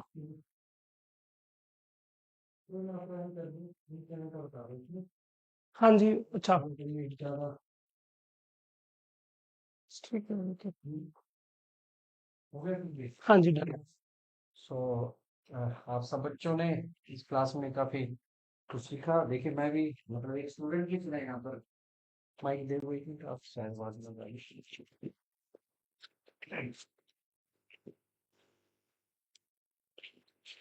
सो हम थैंक्स करना चाहेंगे प्रेम सर का। देखिए जिस शिद्दत से इन्होंने पढ़ाया है, मैं काफ़ी मज़ा आया। मैं भी क्लास से जुड़ा हुआ था। पिछले 2 घंटे से सर ने क्लास ली और 2 घंटे में कंप्लीट पेपर आपके सामने है। 2025 का इस पैटर्न का एग्ज़ाम आपसे आपका होना है। तो अगर आप को लगता है कि सर की और क्लासें यहाँ पर हो, अभी बहुत सारे पेपर 2024 के 4 पेपर हमारे पास है। तो अगर आप चाहते हो कि वो पेपर भी सर आपके लिए हल करके लेकर आए, तो ज़्यादा से ज़्यादा शेयर करें। और सर का जो चैनल है उसका लिंक मैंने दे दिया नीचे। आप प्रेम कुमार के नाम से सर्च करेंगे तो आपको सर का चैनल मिल जाएगा।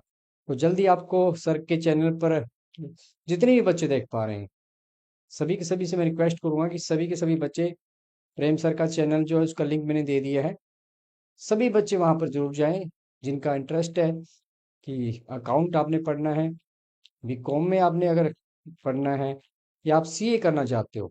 तो हर प्रकार के जो सब्जेक्ट है उन सभी सब्जेक्टों को हमारे प्रेम सर पढ़ाते हैं। तो इस उम्मीद के साथ कि हम नेक्स्ट पेपर यहाँ पर लेकर आएंगे, उससे पहले हम चाहेंगे कि ज़्यादा से ज़्यादा ये वीडियो जो शेयर होगी ना, और कहाँ तक जा रही है आपके कमेंट बताएंगे कि नेक्स्ट क्लास कब होनी चाहिए। तो जल्द हम लेकर आएंगे नेक्स्ट क्लास। और प्रेम सर थैंक्स, फिलहाल इतनी शिद्दत से आप लगे रहें, इसके लिए एक बार आपका मतलब हम फिर से थैंक्स करना चाहेंगे कि जितने भी बच्चे हैं फ्री में आप पढ़ा रहे हैं यहाँ पे। तो थैंक्स है सर का। और प्रेम सर कहना चाहेंगे कुछ? जी, अभी सर ने बताया कि आपको अगर सीए की कोचिंग के लिए, सीए की क्लासेस के लिए, कुछ गाइडेंस के लिए अगर आपको कोई भी नीड है, तो आप इसी वीडियो के नीचे आप कमेंट करिएगा, आपको उस गाइड के ऊपर वीडियो भी मिल जाएगी और लाइव क्लास भी अगर नेसेसिटी हुआ तो लाइव क्लास भी आपको प्रोवाइड हो जाएगी और टाइम टू टाइम सर का गाइडेंस भी मिलता है। ठीक है सर, थैंक यू। तो मिलते हैं नेक्स्ट सेशन में जल्द ही। Thank you. शुक्रिया।